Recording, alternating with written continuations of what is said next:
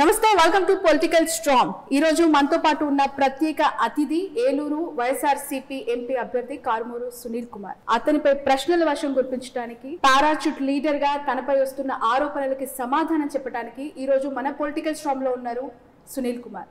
వారిని అడిగి ఈ 2024 ఎన్నికలకి ఏ విధంగా సమాయత్తం అవుతూ ఉన్నారు, నిజంగానే కొత్త అభ్యర్థిగా ఆరోపణలు ఎదుర్కొంటున్న అతనికి గ్రౌండ్ లో ఎదురవుతూ ఉన్న అనుభవాలు ఏంటి, ఇలాంటి అనేక విషయాలు అడిగి తెలుసుకుందాం. ప్రస్తుతం నాతో పాటు జాయిన్ అవుతూ ఉన్నారు మరొక జర్నలిస్ట్ వైఎన్ఆర్ గారు. అలాగే మనందరికీ తెలుసు తన రాజకీయ విశ్లేషణలతో అందరి మనసులు చూరగొంటూ ఉన్న senior political analyst KS Prasad గారు. సునీల్ గారు నమస్తే అండి. నమస్తే అండి. ఒక యువకుడిగా ఒక రాజకీయ ప్రస్థానం, తండ్రిని మించిన తనయుడిగా within span of no time ఒక రాజకీయ అనుభవాన్ని రంగరించి మీ నాన్నగారికి ఉన్న రాజకీయ చతురతని వెనక నుంచి నడిపించిన దానికి మీకు ప్రశంసల రూపంలో మీ పార్టీ అధినేత జగన్మోహన్ రెడ్డి గారు మీకు ఇచ్చిన అవకాశం ఏలూరు ఎంపీ. మీకు భౌగోళిక స్థితిగతుల మీద పూర్తి అవగాహన ఉందన్న విషయం నాకు బాగా తెలుసు, ఎందుకంటే మీ నాన్నగారి సక్సెస్కి your the warrior. Apart from that మీరు గ్రౌండ్లో మీరు కలిదిరిగి పనిచేస్తుంది మీ నాన్నగారు జెడ్పీ ఎలక్షన్స్ దగ్గర నుంచి నాకు తెలుసు. అండ్ ఈ ప్రస్థానంలో మీకు ఎదురవుతున్న అనుభవాల కన్నా మీకు అక్కడున్న స్థితిగతుల మీద ప్రతి విషయంలోనూ మీకు ప్రభావితం చేసే అంశాలతో మీరు ముందుకెళ్తున్న ఈ రాజకీయ క్షేత్రంలో ఇవాళ మిమ్మల్ని ఎదుర్కోవడానికి చాలా రోజులు నానా తెప్పలు పడి మీ సామాజిక వర్గ ప్రతినిధిని వాళ్ళు పారాచూట్ తీసుకొచ్చి కూర్చోపెడితే అసలు ఏమీ తెలియని రాజకీయ అనుభవంలో అతను క్షేత్రస్థాయిలో వాళ్ళ నాన్నగారితో పనిచేసి మొదలతో అయితే నాకు తెలియదు. అండ్ మీరైతే మీ నాన్నగారితో రాజకీయాల్లో ముందుండి ఆయన్ని నడిపించడానికి వెనక మీరు పడ్డ శ్రమ, ఆయన ఎలక్షన్ సక్సెస్ నాకు తెలుసు.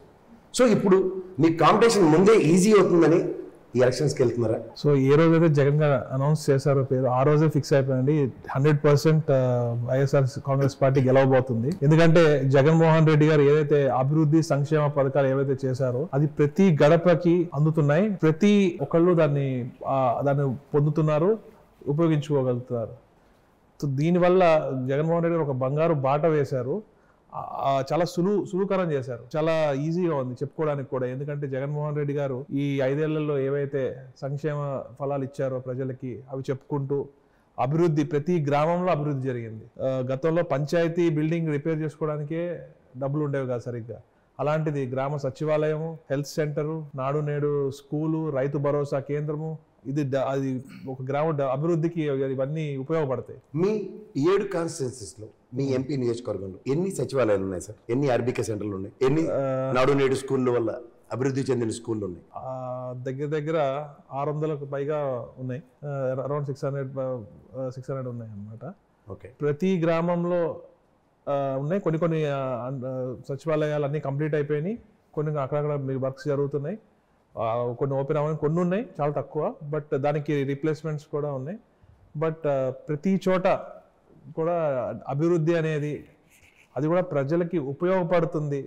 సచివాలయంలో ఏం కావాలన్నా కానీ అలానే వాలంటరీ వ్యవస్థ అనుసంధానం చేసి సచివాలయానికి ప్రతి ఒక్కళ్ళకి ఊర్లో మంచి జరుగుతుంది. వాళ్ళు they can feel the difference. గతంలో ఎలా ఉండేది, గతంలో లంచాలు ఇచ్చుకుంటూ ఎంఆర్ఓ ఆఫీసుల చుట్టూ తిరుగుతా, రేపు రండి ఎల్లుండ రండి అని చెప్తా ప్రజలు విసిగి వేసారిపోయి చేతులు ఎత్తేసిన రోజులు కూడా ఉండేవి. కానీ ఇప్పుడు ప్రతిదీ కూడా గడపకి అందించి, ముఖ్యంగా మహిళల గౌరవం పెంచేలాగా జగన్మోహన్ రెడ్డి గారు ప్రతిదీ చేస్తున్నారు. మీరు ఒక విద్యావేత్తగా, అంటే నాకు తెలిసి మీరు ఫారెన్లో ఎకనామిక్స్ చదువుకుని వచ్చారు. Business economics, almost the same standards Nadu Nedu school పరివర్తనగాను అండ్ ఇంగ్లీష్ మీడియం స్కూల్స్ త్రూగా ఆ ఎన్హాన్స్మెంట్. ఎందుకంటే మీకు ఎంపీ ఎలక్షన్స్ కన్నా డిక్లేర్ చేయక మునిపే మీకు ఆల్రెడీ గ్రౌండ్లో క్షేత్రస్థాయిలో మీకు ఎదురైన అనుభవాల్లో ఒక మంచి అనుభవం ఒకటి చెప్పండి. సో దగ్గర ఒక 1.5 year 2 years back, I think 1.5 year back నేను తణుకులో బాయ్స్ హై స్కూల్కి వెళ్ళాను. అప్పటికి నాడు నేడు సంథింగ్ ప్రోగ్రామ్ జరుగుతుందని కానీ I never visited any school, నేను చూడలేదు. నేను ఎంటర్ అవ్వగానే ప్రతి క్లాస్ రూమ్లో digital board and maths lab అని, అలానే ఏదైతే కంప్యూటర్స్ ట్యాబ్స్ కూడా పిల్లలకి, ఇవన్నీ చూసి నేను షాక్ అయ్యాను. ఎందుకంటే నాకు 10th తర్వాత వచ్చింది. ఇప్పుడు 8th క్లాస్ పిల్లలకే ట్యాబ్ ఇచ్చి అందులో బైజూస్ యాప్తో నేను చూశాను పిల్లలు కూడా ఎంత ఆడుతూ పాడుతూ చదువుకుంటున్నారు వాళ్ళు. నేను కొంతమంది మ్యాథ్స్ ల్యాబ్కి వెళ్ళడం జరిగింది. వాళ్ళు నాకు కూడా అసలు కొన్ని అర్థం కాని కూడా ఎంత స్పీడ్గా చేస్తున్నారు అంటే అది కూడా నేను షాక్ అయ్యాను. గతంలో ఆ స్కూల్ దుస్థితి చాలా నార్మల్గా ఉండేది, కొంచెం పెయింట్ అలా ఉండేది. అలాంటిది దాన్ని రూపురేఖలే మార్చేసి మళ్ళీ పిల్లలతో నేను భోజనం చేయడం జరిగింది. ఎక్సలెంట్ ఫుడ్ ఆ రోజు, ఎగ్ కానివ్వండి, ఫ్రైడ్ రైస్, వెజ్ బిర్యానీ కానివ్వండి, చిక్కీ కానివ్వండి. అసలు అలాంటి ఆలోచన ఎందుకు ఈ దేశంలో ఏ ముఖ్యమంత్రికి ఇప్పుడు దాకా రాలేదు, జగన్మోహన్ రెడ్డి గారికి వచ్చింది. సో పిల్లలు ఎప్పుడైతే ఇవన్నీ పోషకాహారం కానివ్వండి ఇవన్నీ అందుతాయో అప్పుడే కదా రేపొద్దున వాళ్ళు కంపీట్ చేసి ప్రైవేట్ స్కూల్ పిల్లలతో కంపీట్ చేసి ముందుకెళ్ళగలుగుతారు. So I was very impress. నేను అసలు జగన్మోహన్ రెడ్డి గారికి అంటే ఎప్పుడు ఇష్టమే, కానీ నేను ఈ నాడు నేడు స్కూల్స్ చూసిన తర్వాత అది ఇంకొక 100 రెట్లు పెరిగింది. సునీల్ గారు, సరే మీరు తిరుగుతున్నారు కాబట్టి మీ పార్టీ ఉపన్యాసాలు ఎలాగో చెప్తూనే ఉంటారు, కానీ సిట్టింగ్ ఎంపీల్లో ఇద్దరికి YSR Congress party ticket reject చేసిందని పార్టీ మారారు. అవును, శ్రీకృష్ణ దేవరాయలు గారు కేవలం టికెట్ రాలేదని పార్టీ మారారు. మాగుంట శ్రీనివాసరెడ్డి గారు, మాగుంట శ్రీనివాసరెడ్డి గారు డెకేడ్స్ టుగెదర్ పాలిటిక్స్ లో ఉన్నారు. వైసీపీలో టికెట్ దక్కడానికి వాళ్ళిద్దరికీ లేని అర్హత ఏంటి, సునీల్ కుమార్ ఉన్న అర్హత ఏంటి? నేను ఎప్పుడు కూడా పార్టీని ఒక పార్టీ లేకపోతే ఎమ్మెల్యేలు కానీ ఎంపీ పదవులు కానీ ఇవేమీ లేవు. So party main. సో నేను ఎప్పుడు కూడా పార్టీ కోసం వాటి గురించి ఆలోచిస్తూ పార్టీకి ఏదైతే మంచి జరుగుతుందో అది ప్రజల్లోకి తణుకు వరకే కదా అప్పుడు నా పరిధి. సో తణుకులో ఎట్లా ఇంప్రూవ్ చేయాలి పార్టీని, రేపు పొద్దున మళ్ళీ ఎన్నికలు వచ్చినప్పుడు మనం ఎట్లా చేయాలి, దీని మీద వర్క్ చేస్తూ ఉండేవాడిని. ప్లస్ నేను ఇవన్నీ కూడా నేను కొన్ని డిస్కస్ చేస్తూ ఉండేవాడిని పార్టీ పెద్దలతో అక్కడంతా కూడా. సో ఎప్పుడు కూడా పార్టీ గురించి ఎక్కువ ఆలోచించేవాడిని. అలానే నాన్నగారు నెక్స్ట్ మళ్ళీ గెలవడానికి ఇంకా ఈజీగా ఉండాలి, మనం ఎక్కువ కష్టపడకుండా ముందే గ్రౌండ్ వర్క్ చేసుకోవాలి, ఇప్పుడు దీని గురించి ఎక్కువ ఆలోచిస్తూ ఉండేవాడిని. సో మేబీ అది ఆలోచన మరి అది జగన్మోహన్ రెడ్డి గారి దాకా వెళ్ళిందేమో. మరి నాకు ఈ ఆపర్చునిటీ మరి ఇవ్వడం, జగన్మోహన్ రెడ్డి గారు ఏం చూసి ఇచ్చారో జగన్మోహన్ రెడ్డి గారు మనకు చెప్పరు. ఓకే, మీరు అనుకుంటుంది ఇది, మీరు పార్టీ కోసం కష్టపడుతున్నారు కాబట్టి పార్టీ గురించి ఇప్పుడు ఆలోచిస్తూ ఉంటాను. మంచి జరగాలి, మన పార్టీ ఇంకా అందరికి ఇంకా ప్రజల్లోకి ఇంకా బాగా వెళ్ళాలి, ప్రజలకు తెలియాలి. ఎందుకంటే ఏ మాటగా ఆ మాట చెప్పుకోవాలి, తెలుగుదేశం పార్టీ ఏమీ చేయకుండానే పబ్లిసిటీ పీక్స్ లో చేసుకుంటారు. కానీ వైసీపీ ఎన్ని చేసినా కూడా, ఇన్ని పథకాలు చేసినా కూడా, ఇన్ని అభివృద్ధి పనులు చేసినా కూడా ప్రజల్లోకి తీసుకెళ్లడంలో మేము కొంచెం తెలుగుదేశం పార్టీతో హానెస్ట్ గా చెప్పాను, తెలుగుదేశం పార్టీతో కంప్లీట్ జరిగిన స్థాయిలో పాజిటివ్ చేసి చెప్తారు. వాళ్ళిద్దరికి లేదు, నాకు ఉందని చెప్పొచ్చు కదా. దట్ ఈస్ లాయల్టీ అని. లాయల్టీ కూడా అనేది అనేది దట్స్ డెఫినెట్లీ లాయల్టీ ఫ్యాక్టర్ కూడా ఉంటుంది. రైట్ సునీల్ గారు, స్టార్టింగ్ మీరు మాట్లాడుతూ అన్నారు సంక్షేమ పథకాలు జగన్ గారు చేశారు, ఆ మంచే మాకు తిరిగి గెలిపిస్తుంది అని ఒక వర్డ్ యూజ్ చేశారు. నిజంగానే సంక్షేమ పథకాల పనితీరు 90% కంప్లీట్ చేశాం కాబట్టి అవే మాకు శ్రీరామ రక్షగా భావించి ప్రచారానికి వెళ్తున్నాను. ఒక ఎడ్యుకేటెడ్ పర్సన్ గా, ఒక యంగ్ పొలిటికల్ లీడర్ గా అభివృద్ధి ఏం చేశారు రాష్ట్రానికి వైసీపీ ప్రభుత్వం అంటే, జగన్మోహన్ రెడ్డి గారు అంటే ఒక స్ట్రైట్ ఆన్సర్ ఏమి ఇవ్వగలుగుతారు? మీ హయాంలో కంప్లీట్ అయిన ప్రాజెక్ట్స్, మీ హయాంలో తీసుకొచ్చిన developments. So first we have to start from the basics. So ఒక సిటీ ఇప్పుడు డెవలప్ అయిపోతే పల్లెటూర్లు మాత్రం గతంలో అలానే ఉండేవి అంటే నేను చూసినంత వరకు. అదే ఇప్పుడు చూసుకుంటే పల్లెటూరుల్లో కూడా ఆర్బీకే సెంటర్ కానివ్వండి, వెల్నెస్ సెంటర్ కానివ్వండి, సచివాలయం కానివ్వండి, గ్రామ సచివాలయం కానివ్వండి, డిజిటల్ లైబ్రరీస్ కానివ్వండి, నాడు నేడు స్కూల్స్ కానివ్వండి, ఇవన్నీ కూడా బేసిక్స్, ఒక గ్రామానికి ఫంక్షనింగ్ కి బేసిక్స్. ఇవి ఎక్కడో సిటీలో బిల్డింగ్స్ కడితే గ్రామాల్లో ఏమీ డిఫరెన్స్ ఉండదు. బట్ దీనివల్ల చాలా మార్పు నేను నా కళ్ళతో చూశాను.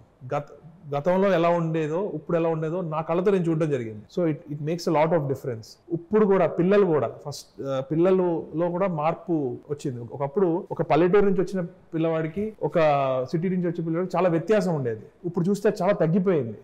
అండ్ ఆల్సో ఫైనాన్షియల్ సిచ్యువేషన్ కూడా జగన్ గారు ఏదైతే అభివృద్ధి చేస్తున్నారు, సంక్షేమం ఏదైతే చేస్తున్నారో, సంక్షేమం ఎవరికి ఇస్తున్నారండి? వైట్ కార్డ్ ఉన్న వాళ్ళకి ఇస్తున్నారు, పేద వారికే ఇస్తున్నారు. సో అమౌంట్ చిన్నదైనా కూడా it's making a lot of difference in their life. ఎందుకంటే అమ్మఒడి పిల్లలకి గతంలో ఏమి మామూలుగా ఉండేది, ఇప్పుడు పిల్లలకి ఏదైనా చేయగలుగుతున్నారు, వాళ్ళకి ఏదైనా పొదుపు చేసుకోగలుగుతున్నారు, దాచుకోగలుగుతున్నారు, వాళ్ళు ఒక కాన్ఫిడెన్స్ బిల్డ్ చేస్తారు జగన్మోహన్ రెడ్డి గారు. సో అలానే ఎప్పుడైతే ఈ మనీ వాళ్ళు తీసి వాళ్ళ గ్రామంలో ఖర్చు పెడతా ఉంటారో, ఇన్ఫ్రాస్ట్రక్చర్ పరంగా అడిగిన అభివృద్ధి గురించి మాట్లాడుతున్నాను.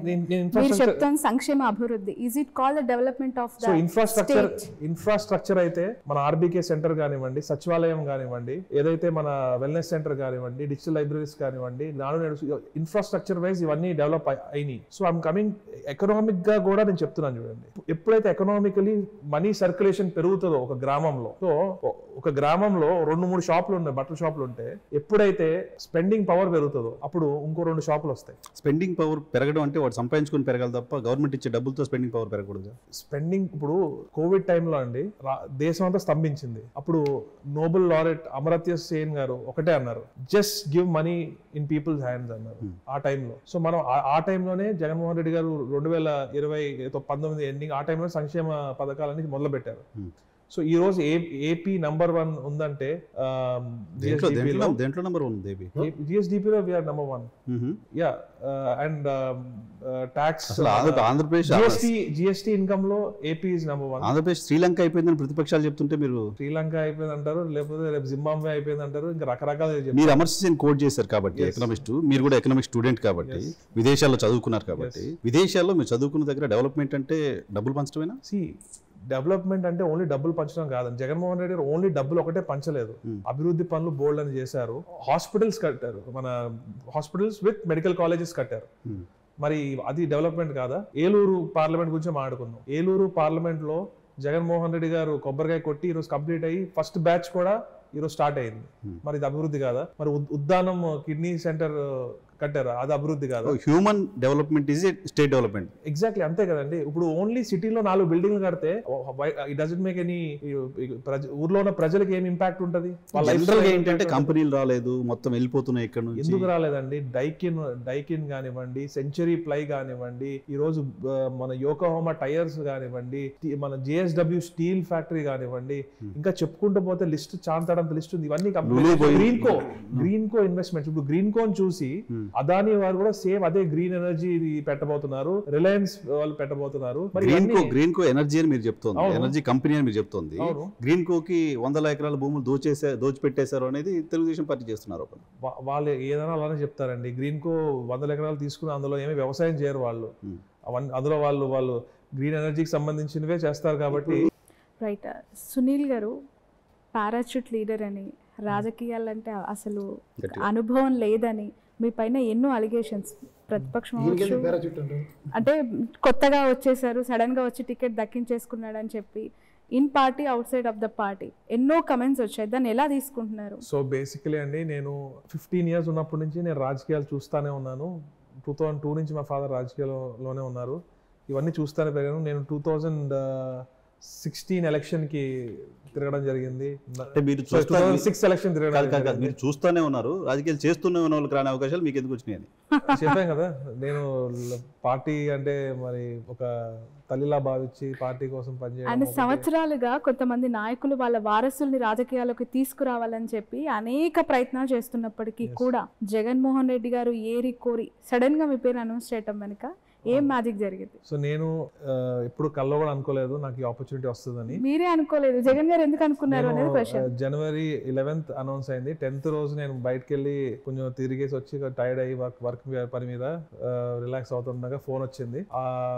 డాడీ ఫోన్ చేసి ఇట్లా ఆల్నాని గారు ఫోన్ చేసి అడిగారు, నో చెప్పొద్దు అంటున్నారు ఎంపీగా. మరి ఏంటంటే నేను ఒకటే చెప్పడం జరిగింది, జగన్మోహన్ రెడ్డి గారు మాకు కానీ మా కుటుంబం కానీ ఆయన ఒక దేవుడు లాగా. సో ఇంకా ఆయనే అలా డిసిషన్ తీసుకున్నప్పుడు ఇంకా మనం ముందుకు వెళ్లాల్సిందే అని చెప్పి నేను ఒక 2 నిమిషాలు ఆలోచించి జగన్మోహన్ రెడ్డి ఎలా చెప్తే అలా అని చెప్పి ముందుకు వెళ్ళడం జరిగింది. అండ్ రాజకీయాలు అనేవి నేను ఎప్పుడు బ్యాక్ ఎండ్ లో ఉండి చూడడం కానీ చేయడం కానీ జరిగింది. బట్ జగన్మోహన్ రెడ్డి గారు ఇచ్చిన ఆపర్చునిటీ వల్ల ఈ రోజు ఒక యువకుని కాబట్టి నేను ముందుకెళ్ళి ఒక చేంజ్ తీసుకురావాలి, జగన్మోహన్ రెడ్డి గారికి నిలబడి మంచి రాజకీయాలు చేయాలి. ఎందుకంటే జగన్మోహన్ రెడ్డి గారు చేసే రాజకీయాలు నాకు చాలా అంటే చాలా, ఎందుకంటే ఈ రోజు చూస్తుంటే నారా లోకేష్ గారు కానివ్వండి, పవన్ కళ్యాణ్ గారు కానివ్వండి, నారా లోకేష్ గారు ఏమంటారు, బట్టలు ఎప్పుడు తీసుకొడతాను అంటారు. పవన్ కళ్యాణ్ గారు ఏమంటారు, అతాపాదాలను తొక్కేస్తాను, మోకాళ్ళ మీద కూర్చోబెట్టి తొక్కుతాను, అది అని ఇష్టం వచ్చినట్టు మాట్లాడతారు. బట్ నేను ఒక చదువుకున్న యువకుడిగా అలాంటి పాలిటిక్స్ ఎంకరేజ్ చేయను. ఇప్పుడు దాకా నేను జగన్మోహన్ రెడ్డి గారిని అట్లా యువతని రెచ్చగొట్టి తప్పు దారిని పట్టించడానికి జగన్మోహన్ రెడ్డి గారు ఎప్పుడు ట్రై చేయలేదు, చేయబోరు కూడా. అవి క్లీన్ పాలిటిక్స్. సో నేను ఇవన్నీ చూసి నేను ఆకర్షితులై నేను ముందుకు వచ్చి జగన్మోహన్ రెడ్డి గారితో ప్రయాణం చేయాలి, జగన్మోహన్ రెడ్డి గారికి వెన్నంటుండి నా సాయి శక్తిలో నేను జగన్మోహన్ రెడ్డి గారికి సపోర్ట్ చేయాలని చెప్పి నేను డిసైడ్ అయ్యి ముందుకెళ్తున్నాను. సునీల్ గారు, మీరు గోదావరి జిల్లాలకు సంబంధించిన పార్లమెంట్ కాన్స్టిట్యున్సీ, ఇట్లా పవన్ కళ్యాణ్ గారు, నారా లోకేష్ గారు పేరు తీశారు కాబట్టి గోదావరి జిల్లాలో ఇప్పుడు ఎలక్షన్లో పోటీ చేయడం అంటే మా దగ్గర పొట్టేల దగ్గర ఏదో కట్టడం అంటారు, ఏమంటారు సార్ అని? పొట్టేలు బంధాలు. పొట్టేలు బలి ఇవ్వడానికి కట్టినట్టుగానే చెప్తారు, ఓడిపోవడానికి సిద్ధమై అక్కడ పంపించినట్టుగానే చెప్తారు. సో ఆ పరిస్థితి ఉందా గోదావరి జిల్లాలో? కూటమికి ఇంపాక్ట్ ఎలా ఉంది? నేను చెప్తున్నాను చూడండి, ఏలూరు పార్లమెంట్ ఫస్ట్ మాట్లాడుకోవాలంటే 7 నియోజకవర్గాలకి 7 నియోజకవర్గాలు గెలవబోతున్నాం 100%. ఏలూరు పార్లమెంట్ వచ్చేసరికి గతంలో కంటే ఎక్కువ మెజారిటీ వస్తుందని నేను నమ్ముతున్నాను. ఇప్పుడు మీ నియోజకవర్గంలో మీ నాన్నగారు నియోజకవర్గం ఉందా? లేదు, నర్సాపురంలో ఉంది కదా. అవును. ఇప్పుడు మీరు ఎంపీ లాట్స్ 7 నియోజకవర్గాలకు సంబంధించి మీకు ఎంపీ లాట్స్ వస్తాయి. అవును. ఏ నియోజకవర్గానికి ఎక్కువ ఫోకస్ చేస్తారు? డెఫినెట్లీ నా 7 నియోజకవర్గాలు ఏమున్నాయో దానికే ఫోకస్ చేస్తాను. ఎక్కువగా దేనికి చేస్తారన్నది నా ప్రశ్న. నేను సిచ్యువేషన్ బట్టి, అక్కడ ఉన్న ఎమర్జెన్సీ బట్టి, అక్కడ ఉన్న నీడ్ బట్టి నేను ఆలోచించి పెద్దలతో మాట్లాడి, మీరే పెద్ద, నేను పెద్దలైనా కూడా నేను పార్టీలో ఉన్న ఎమ్మెల్యేలు, ఎమ్మెల్సీలు కానివ్వండి, అప్పుడు పార్టీ ఇన్ఛార్జీలు కానివ్వండి, అందరితో డిస్కస్ చేసుకుని ప్రజలకి మంచి జరిగే విధంగా అవసరాన్ని బట్టి. ఇప్పుడు 7 నియోజకవర్గాల్లో ఇన్స్టంటేనియస్ గా ఈ నియోజకవర్గానికి రిక్వైర్మెంట్ ఉంది, as soon as I become an MP, దీనికి ఫస్ట్ ప్రయారిటీలో చేస్తారన్నది. చింతలపూడి ఎత్తిపోతల పథకం చాలా మనకి కావాలి. తప్పకుండా నేను జగన్మోహన్ రెడ్డి గారితో దీని గురించి నేను ముందుకు తీసుకెళ్ళాను. అలానే ఏదైతే పోలవరంలో ఏదైతే నాకు ట్రైబల్ ఏరియాస్ ఉన్నాయో అక్కడ నేను స్పెషల్ ఇంట్రెస్ట్ పెట్టి, ఎందుకంటే ప్రపంచం చాలా స్పీడ్గా గ్రో అవుతుంది, కానీ అక్కడ ఎందుకు కొంచెం వెనకబడతారు, ఇంకా ఎందుకు ఉండాలి, వారు కూడా స్పీడ్గా మనతో పాటు ఈక్వల్గా ఉండాలి. సో అది నేను ఆలోచిస్తున్నాను దాని గురించి. అక్కడ అలా అవడానికి రేపొద్దున్న పోలవరం ప్రాంతాల్లో ఉన్న గిరిజన ప్రాంతాలు కూడా సమానంగా ఎదగాలంటే రేపొద్దున్న ఏదైతే మన ట్రైబల్ మినిస్ట్రీ ఉంటుందో సెంట్రల్ నుంచి, అక్కడ నుంచి ఫండ్స్ తీసుకురావడం కానివ్వండి, ఉపాధి పథకాలు తీసుకురావడం కానివ్వండి, అలానే ఏదన్నా ఇండస్ట్రీస్, స్మాల్ స్కేల్ ఇండస్ట్రీస్ ఏదైతే ట్రైబల్ కమ్యూనిటీస్ వాళ్ళు సొంతంగా నడుపుకునేలాగా బోల్డెన్ ఆపర్చునిటీస్ కూడా ఉన్నాయి. ఆల్రెడీ రీసెర్చ్ చేయడం మొదలు పెట్టాను. సో అలాంటివి తీసుకురావడానికి నేను కృషి చేస్తాను. ఇప్పుడు మీకు మేజర్ క్యాస్ట్ ఈక్వేషన్స్ లో కాపు సామాజిక వర్గం అండ్ మీ బీసీ సామాజిక వర్గం అండ్ వడ్డెర సామాజిక వర్గం ఎక్కువగా మీరు 25% పెద్దల అని మాట్లాడుతున్నారు కాబట్టి ఖచ్చితంగా ఓ బీసీ సామాజిక వర్గానికి పెద్దపేట వేస్తూ 10 మందికి 10 సాయాలు చేసిన ఆర్ కృష్ణయ్య గారు సహకారం ఎంతవరకు ఉంది? అలాగే వడ్డెర సామాజిక వర్గానికి సంబంధించిన జయమంగళం గారు ఎమ్మెల్సీగా ఉన్నారు. ఇప్పుడు వడ్డెర వేరు, వడ్డీ సామాజిక వర్గం. సో బేసికలీ ఏంటంటే అండి, వడ్డీ సామాజిక వర్గం గురించి నేను డే 1 నుంచి స్టడీ చేయడం జరుగుతుంది. ఫస్ట్ వచ్చింది ఏంటంటే, జయమంగళం వెంకటరమణ గారు 2009లో ఎమ్మెల్యే అయినప్పుడు నాకు తెలిసి, ఎందుకంటే మీ నియోజకవర్గంలో 7 నియోజకవర్గాలకి అగ్రిగేట్ 10 నుంచి 20,000 మంది ఉన్నారు, దగ్గర 60,000-70,000 ఉన్నారు ఓవరాల్. అది వాళ్ళు 7 సెగ్మెంట్స్ అగ్రిగేట్ అయితే.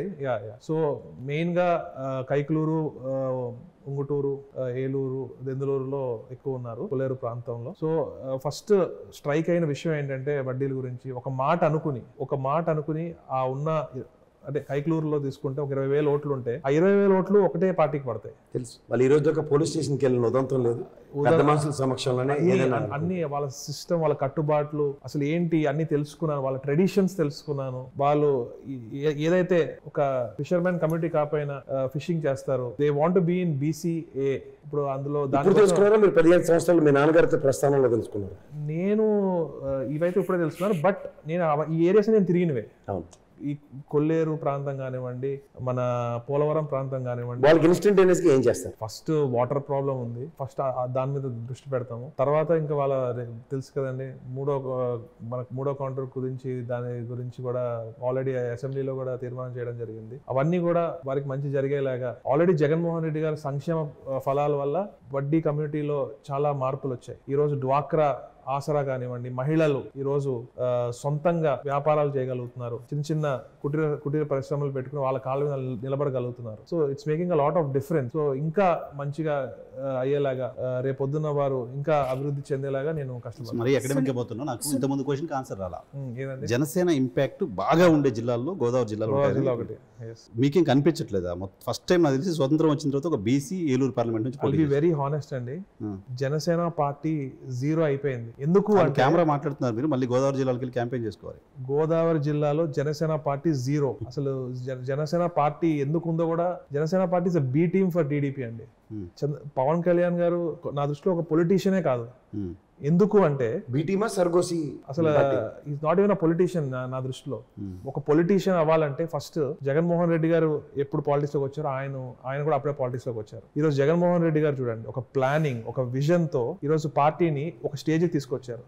పవన్ కళ్యాణ్ గారు చూడండి, ఆయన కూడా పాలిటిక్స్ సేమ్ టైమ్ లో వచ్చి అసలు ఇప్పుడు దాకా వాళ్ళకి బూత్ కమిటీస్ చేసుకోవడానికి ఇప్పుడు మీరు ఉన్నారు, డైరెక్ట్ గా వచ్చి ఎంపీ నిలబడుతున్నారు.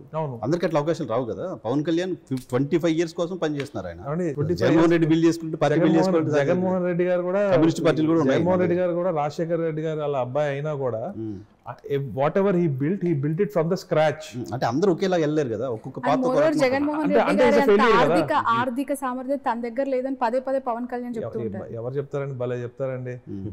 ఎందుకు ఉండదండి? ఒక సినిమా తీస్తే 50 కోట్లు వస్తాయని ఆయనే చెప్తారు కదా. ఆయన ఈ సంవత్సరానికి 3-4 సినిమాలు తీస్తున్నారు కదా. మరి ఆయన ట్యాక్స్లే ఇంత ట్యాక్స్లు కడతాను ఆయనే చెప్పుకుంటారు. అంటే సో జగన్మోహన్ రెడ్డి గారు ఆయన ఎదగలేదు అంటారు కదా. అంటే ఈజ్ అ ఫెయిల్యూర్ అండి. ఈ ఫెయిల్డ్ యాజ్ అ పొలిటీషియన్. ఎందుకంటే ఒక రాజకీయ పార్టీ పెట్టి ఎవరైనా దేనికోసం ఫైట్ చేస్తారండి? ఒక చీఫ్ మినిస్టర్ అవుదామని, మేము ఒక పరిపాలన ఇలా చేస్తాము, మేము వచ్చాక ఇది చేస్తాము, మేము వచ్చాక అది చేస్తాము అని చెప్తారు. ఈయన ఏనాడైనా చెప్పారా అలా? మేము వచ్చాక బట్టలిప్పి కొడతాము, మేము వచ్చాక మోకాళ్ళని నుంచో పెడతాము, మేము వచ్చాక వైసీపీ గూండాలని అది చేస్తాము ఇది చేస్తాము. గూండాలు అంటారు. మేము అధికారంలో ఉన్నాము, మేము అధికారంలో ఉన్నాము. ఏ రోజైనా జగన్మోహన్ రెడ్డి గారు ఏదైనా మాట్లాడారా? ఎప్పుడు చూడు జగన్మోహన్ రెడ్డి గారు అండి, మీకు మంచి జరిగితేనే ఓటేయండి. లుక్ ఎట్ ది డిఫరెన్స్ అండి. మీకు మంచి జరిగితే ఓటేయండి, లేకపోతే లేదు. ఈ లీడర్ మీకు బాగా కనిపిస్తాడు సార్. పవన్ కళ్యాణ్ ఆరాధించే వాళ్ళకి పవన్ కళ్యాణ్ గొప్పగా కనపడతాడు. ఏం చెప్తే కాపు సామాజిక వర్గం మొత్తం పవన్ కళ్యాణ్ గారితో ఉంది అనుకుంటే మీరు పప్పులో కాలేసినట్టే. ఎందుకు అంటే ఒకే ఒక ఎగ్జాంపుల్ చెప్తాను. ఒక ఇంటికి వెళ్ళాను నేను, గడప చేస్తా. ఇంటి పైన జనసేన జెండా ఉంది. ఇంటికి వెళ్ళి మీకు కాపు నేస్తం వచ్చిందమ్మా, మీకు ఇది వచ్చిందమ్మా, మీకు ఇది వచ్చిందమ్మా అని దగ్గర 3-4 లక్షల రూపాయల లబ్ధి చేకూరింది. కానీ ఆవిడ కన్నీళ్లు పెట్టుకుంది. అదేంటి, ఎందుకమ్మా కన్నీళ్లు పెట్టుకుంటున్నావు అంటే, జగన్మోహన్ రెడ్డి గారే ఈ రోజు కరోనా టైంలో నేను కూరగాయల వ్యాపారం చేసుకుంటాను, కరోనా టైంలో నేను మా పిల్లలు తిన్నాము అంటే జగన్మోహన్ రెడ్డి గారి పథకాల వల్లే మేము తిన్నాము అని చెప్పారు. కానీ మా పిల్లలు ఏదైతే ఉన్నారో వాళ్ళు ఎప్పుడు పవన్ కళ్యాణ్ అంటారు. పవన్ కళ్యాణ్ తిట్టారు. ఆవిడ తిట్టి రెచ్చగొడతాడు. రెచ్చగొట్టే మాటలు తప్ప ఏమున్నాయి? పిల్లలు చూసి రెచ్చిపోతున్నారు, పాడైపోతున్నారు. పిల్లలు రెచ్చిపోతున్నారు. పిల్లలు యూత్ బ్యాంక్ ఉంది, యూత్ ఓట్ బ్యాంక్ ఉంది కదా. యూత్ ఓట్ బ్యాంక్ ఉంటే పిల్లలు టీడీపీ ఓట్ బ్యాంక్ యాడ్ అయితే కాదండి.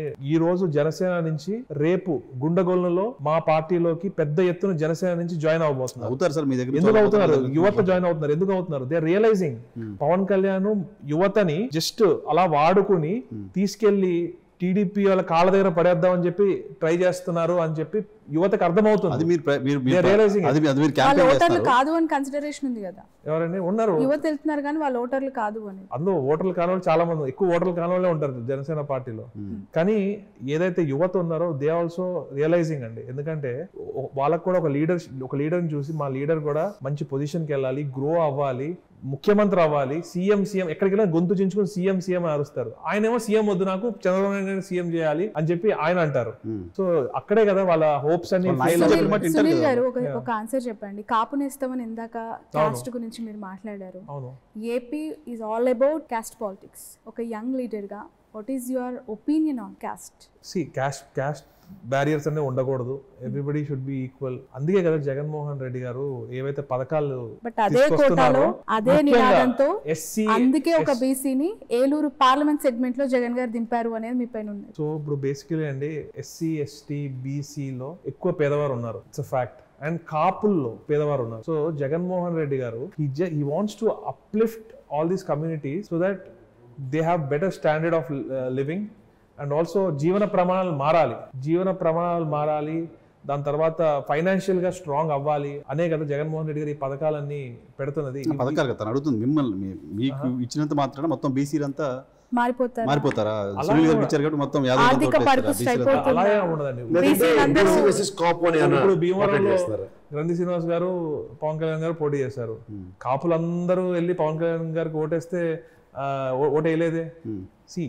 స్ప్లిట్ అవుతుంది, ఎవరి పార్టీ వాళ్ళకు ఉంటుంది. But social engineering, every community should rule, అందరూ కూడా రూలింగ్ లో ఉండాలి. ఎందుకంటే ఎవరి కమ్యూనిటీకి ఆ కమ్యూనిటీకి కొంచెం అప్లిఫ్ట్ ఇవ్వగలిగితే they'll get out of it. ఇప్పుడు నాకు ఇచ్చారు ఆపర్చునిటీ, రేపు గౌడ సమాజ్ వర్గానికి ఇస్తారు, and I'll be more than happy. గౌడ సమాజ్ వర్గానికి ఇవ్వండి అని చెప్పి నేను పక్కకు తప్పుకుంటా. ఎందుకంటే everybody should get a chance.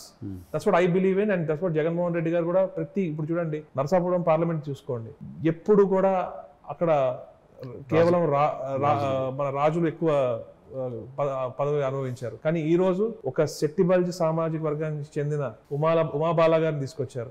ఆవిడ గతంలో కాంగ్రెస్ లో వర్క్ చేశారు, వైసీపీలో బాగా వర్క్ చేశారు, చక్కగా అందరితో కలిసి ముందుకెళ్తున్నారు. సో ఏంటంటే అందరికి ఛాన్స్ రావాలి. కేవలం ఆ టాప్ 4 కమ్యూనిటీస్ మీరు చేస్తుందేమో ఈక్వల్ జస్టిస్ అంటున్నారు, సోషల్ ఇంజనీరింగ్ అంటున్నారు. వాళ్ళు చేస్తే పచ్చ అని పచ్చ పార్టీ పచ్చ నాయకులను ముద్రేస్తారు, కాపు అని చెప్పి ఆ సామాజిక వర్గం పైన బురద జల్లుతున్నారు. ఇది ఎలా సాధ్యమవుతుంది అంటారు? అది కరెక్ట్ అంటారు? జగన్మోహన్ రెడ్డి గారు అండి ఒక కమ్యూనిటీని బేస్ చేసుకుని వెళ్ళట్లేదండి. ఇప్పుడు పవన్ కళ్యాణ్ గారు కేవలం ఒకే ఒక కమ్యూనిటీని బేస్ చేసుకుని పాలిటిక్స్ చేస్తున్నారు. ఎందుకంటే పవన్ కళ్యాణ్ గారు ఆ కమ్యూనిటీని తీసుకెళ్లి టీడీపీకి ఎట్లానో ఓట్లు వేయించాలని చెప్పి ప్రయత్నం క్లియర్ గా కనిపిస్తుంది. అంటే అక్కడ ఉభయ గోదావరి జిల్లాలో కాపు వర్సెస్ బీసీ అన్నది అందరికీ తెలిసింది. అసలు ఏం లేదండి, అక్కడ ఆప్షన్ మీరు త్రూగా ఎక్స్ప్లోర్ చేశారా? మా ఫాదర్ కారుమూరి నాగేశ్వరరావు గారు ఈ రోజు ఈ పొజిషన్ లో ఉన్నారంటే దానికి కారణం కాపు సామాజిక వర్గం. కాపులే మాకు సోదరుల్లా ఉంటారు. మా అత్తిలి గ్రామంలో హైయెస్ట్ కాపులు ఉంటారు. మేము బ్రదర్స్ లా ఉంటాము. మా డాడీని ముందుకు నడిపించింది కాపు నాయకులే. కాబట్టి కాపులందరూ కూడా ఒకటే సైడ్ ఉంటారు అన్నది అది కరెక్ట్ కాదు. ఈ రోజు ఏ సామాజిక వర్గం తీసుకున్నా జగన్మోహన్ రెడ్డి గారు అందరికీ న్యాయం చేయాలి, సమన్యాయం చేయాలని చూస్తున్నారు. కానీ ఇతర పార్టీలు చూస్తే ఒక ఎగ్జాంపుల్ చెప్తాను. టీడీపీ గోరుముచ్చు గోపాల్ యాదవ్ గారు రీసెంట్ గా మా పార్టీలో జాయిన్ అయ్యారు. 1 year నుంచి విపరీతంగా డబ్బులు ఖర్చు పెట్టి 3.5 కోట్లు ఖర్చు పెట్టి నంద్యాలలో బస్సులో కూర్చోబెట్టి సర్వం నువ్వే చేయాలని కూడా చెప్పి మీకు ఎంపీ టికెట్ కన్ఫర్మ్ అని చెప్పారు. చెప్పారా? ఆయన అన్ని వర్కౌట్ చేసుకుంటా, ఆయన తిరుగుతా, ఆయన డబ్బులు ఖర్చు పెట్టుకుని ఇంత చేశాక కనీసం పిలిచి కూర్చోబెట్టి టికెట్ మీకు ఇవ్వలేకపోతున్నాం, కొన్ని ప్రాబ్లమ్స్ వల్ల వేరే వాళ్ళని తీసుకొస్తున్నాం అని చెప్పి ఒక ఎక్స్ప్లెనేషన్ కూడా ఇవ్వలేదు. అలా పక్కన పడేసి వేరే వాళ్ళని తెచ్చుకున్నారు, సూట్ కేసులతో వచ్చిన వాళ్ళు. అదే ఆళ్లపాటి రాజా గారు ఉన్నారు, ఆయన్ని కూర్చోబెట్టారు. దేవినేని ఉమా గారు ఉన్నారు, ఆయన్ని కూర్చోబెట్టారు. గన్ని వీరాంజనేయులు గారు ఉన్నారు, ఆయన్ని కూర్చోబెట్టి సెటిల్ చేశారు. ఎందుకు? గోరుముచ్చు గోపాల్ యాదవ్ గారిని కూర్చోబెట్టి ఈసారి మీరు తీసుకెళ్లి చిరంజీవి గారిని కూడా కూర్చోబెట్టారని ఎవరు మంగళగిరి నియోజకవర్గం చెప్తున్న పర్పస్ అంటే కొంతమందికి ఏమో పిలిచి కూర్చొని ఎక్స్ప్లెనేషన్ ఇస్తున్నారు. ఎక్స్ప్లెనేషన్ కూడా ఇవ్వలేదు. ఎవరైతే వారి సామాజిక ఎక్స్ప్లెనేషన్ ఇచ్చారా మీ పార్టీ తరఫున? ఆర్కే గారి మీద నిలబడిన వ్యక్తి ఇచ్చారో లేదో చిరంజీవి బయటకు వచ్చి చెప్తే తెలుసు. రైట్ సునీల్ గారు, నెక్స్ట్ క్వశ్చన్. కమ్మ సామాజిక వర్గ ప్రాబల్యం ఎక్కువగా ఉన్న ఏలూరు పార్లమెంట్ సెగ్మెంట్ లో మిమ్మల్ని బీసీ క్యాండిడేట్ గా జగన్మోహన్ రెడ్డి గారు బరిలోకి దించారు. అదే ఈక్వేషన్ తో కూటమి అభ్యర్థిగా మహేష్ యాదవ్ గారు కూడా బరిలో ఉన్నారు. మోరోవర్ అటు సైడ్ 1000 కోట్ల ఆర్థిక సామ్రాజ్యం ఉన్న వ్యక్తి. అతను ఎలా ఎదుర్కోబోతున్నారు? ఈ ఈక్వేషన్ ఎలా సెట్ అవుతుంది? ఆయన దగ్గర ఉన్న సూట్ కేసు మీ దగ్గర కూడా ఉన్నాయా? నా దగ్గర అసలు ఏ సూట్ కేసు లేదండి, ఒక్క సూట్ కేసు కూడా లేదు నా దగ్గర. కేవలం జగన్మోహన్ రెడ్డి గారు ఇచ్చిన ప్రోత్సాహం కానివ్వండి, వైఎస్ఆర్ కాంగ్రెస్ పార్టీ చేసిన పథకాలు, అభివృద్ధి, మంచి ఇవే ఉన్నాయి తప్ప నా వెనకాల ఇంకా ఏ బలము లేదు. ఇప్పుడు మీరు ఇద్దరు ఒకే సామాజిక వర్గం కదా, ఓట్ స్ప్లిట్ అయ్యే ఛాన్స్ ఉందా? అవుతే అవ్వచ్చు, ఎవరికి తెలుసు. కాకపోతే స్థానికతను ఎంతవరకు మీరు జస్టిఫై చేస్తారు, ఆయన ఎంతవరకు justify చేయగలరు? నేను మా 4 fathers నుంచి వచ్చిన ప్రాపర్టీస్ వచ్చేసి మొయ్యేరు డివిజన్ లో ఉన్నాయి. మొయ్యేరు డివిజన్ ఉంగుటూరు కాన్స్టిట్యున్సీలో ఉంది, ఏలూరు పార్లమెంట్ లో ఉంది. సో అది నేను లోకలా నాన్ లోకలా అది మీరే డిసైడ్ చేయొచ్చు. ఇప్పుడు ఎవరైతే కొత్తగా వచ్చారో కడప, మైదుకూరు, అటు ఈస్ట్ గోదావరి అల్లుడు, మరి ఆయనకైతే నేను ఈ గోదావరి జిల్లాలో తిరిగిన వాడిని, చిన్నప్పటి నుంచి నేను ఏలూరులో నిక్కర్లేసి తిరిగేవాడిని. అంత ఇదిగా తెలుసు నాకు. ఎందుకంటే జడ్పీ చైర్మన్ గా ఉండగా మా నాన్నగారు ఏలూరులో ఉండేవాళ్ళు. అప్పుడు రెగ్యులర్ గా రావడం, ఆయనతో కలిసి తిరగడము, ఆ ఏరియా హాలిడేస్ వస్తే అంతా తిరగడం అంతా అలవాటు. వెస్ట్ గోదావరికి ఒక కల్చర్ ఉంది, ఒక ట్రెడిషన్స్ ఉన్నాయి, అవన్నీ కూడా ఒక యాక్సెంట్, యాస, భాష మాకు అంతా కూడా ఒక it's all different. And Godavari జిల్లాలో అతిథి మర్యాదలు ఎక్కువ చేస్తారు. రకరకాల ప్రాంతాల నుంచి వచ్చి మాతో స్పెండ్ చేయాలి, మా ఆతిథ్యం స్వీకరించాలి అని చెప్పి చాలా మంది ఫ్రెండ్స్ కూడా అడుగుతా ఉంటారు, వస్తా ఉంటారు. ఎందుకంటే మాకు కల్చర్ ఉంది కాబట్టి. వచ్చిన సుధాకర్ యాదవ్ గారు అతిథి ఎక్కువ చేస్తారని అతిథులకి ఫుల్ గా మర్యాద చేస్తామండి, ఫుల్ గా మర్యాద చేసి పంపిస్తాము. మర్యాద చేసి పంపించేస్తాము. కంటిన్యూషన్ ఏం అర్థం చేసుకున్నారు భౌగోళికంగా ఏలూరు పార్లమెంట్ సెగ్మెంట్ ని ఏ విధంగా అర్థం చేసుకున్నారు, అక్కడ ఉన్న కాన్ఫ్లిక్ట్స్ ఏం గుర్తించారు? Eluru parliament is very diverse అండి. అప్ నార్త్ ట్రైబల్ కమ్యూనిటీ, మన కొండారెడ్డిస్, Koya community, down south Kaikaluru, ఇక్కడ మన కొల్లేరు ప్రాంతం, దెందులూరు, గుంటూరు చూస్తే వడ్డీ కమ్యూనిటీ చాలా డైవర్స్ గా ఉంటది. బీసీ, ఎస్సీ, ఎస్టీ, మైనారిటీస్ కూడా దగ్గర 70,000 ఓట్ల దాకా మైనారిటీస్ కూడా ఉన్నారు. ఒక మినీ ఆంధ్రప్రదేశ్ అని చెప్పొచ్చు ఏలూరు పార్లమెంట్. సో ప్రతి ఒక్కరిని కూడా కలుపుకుంటూ అందరికి మంచి చేసుకుంటూ ముందుకెళ్ళాలని చెప్పి నేను. మీరు అన్నారు నిక్కర్ నుంచి లీడర్ గా ఏలూరులోనే నా బాల్యం అంతా గడిచిపోయింది అని చెప్పి. You are looking very soft and kind hearted person, చూడడానికి వెల్ ఎడ్యుకేటెడ్. ఈ రగ్గడ్ పాలిటిక్స్, ఈ మాస్ పాలిటిక్స్ ఏ విధంగా సెట్ అవుతాయి అనుకున్నారు మీకు? పాలిటిక్స్ చూస్తా ఉంటే చాలా సార్లు చిరాకు వచ్చేదండి, లిటరలీ చెప్పాలంటే. ఇప్పటికి ఆ ఫీలింగ్ ఉందా?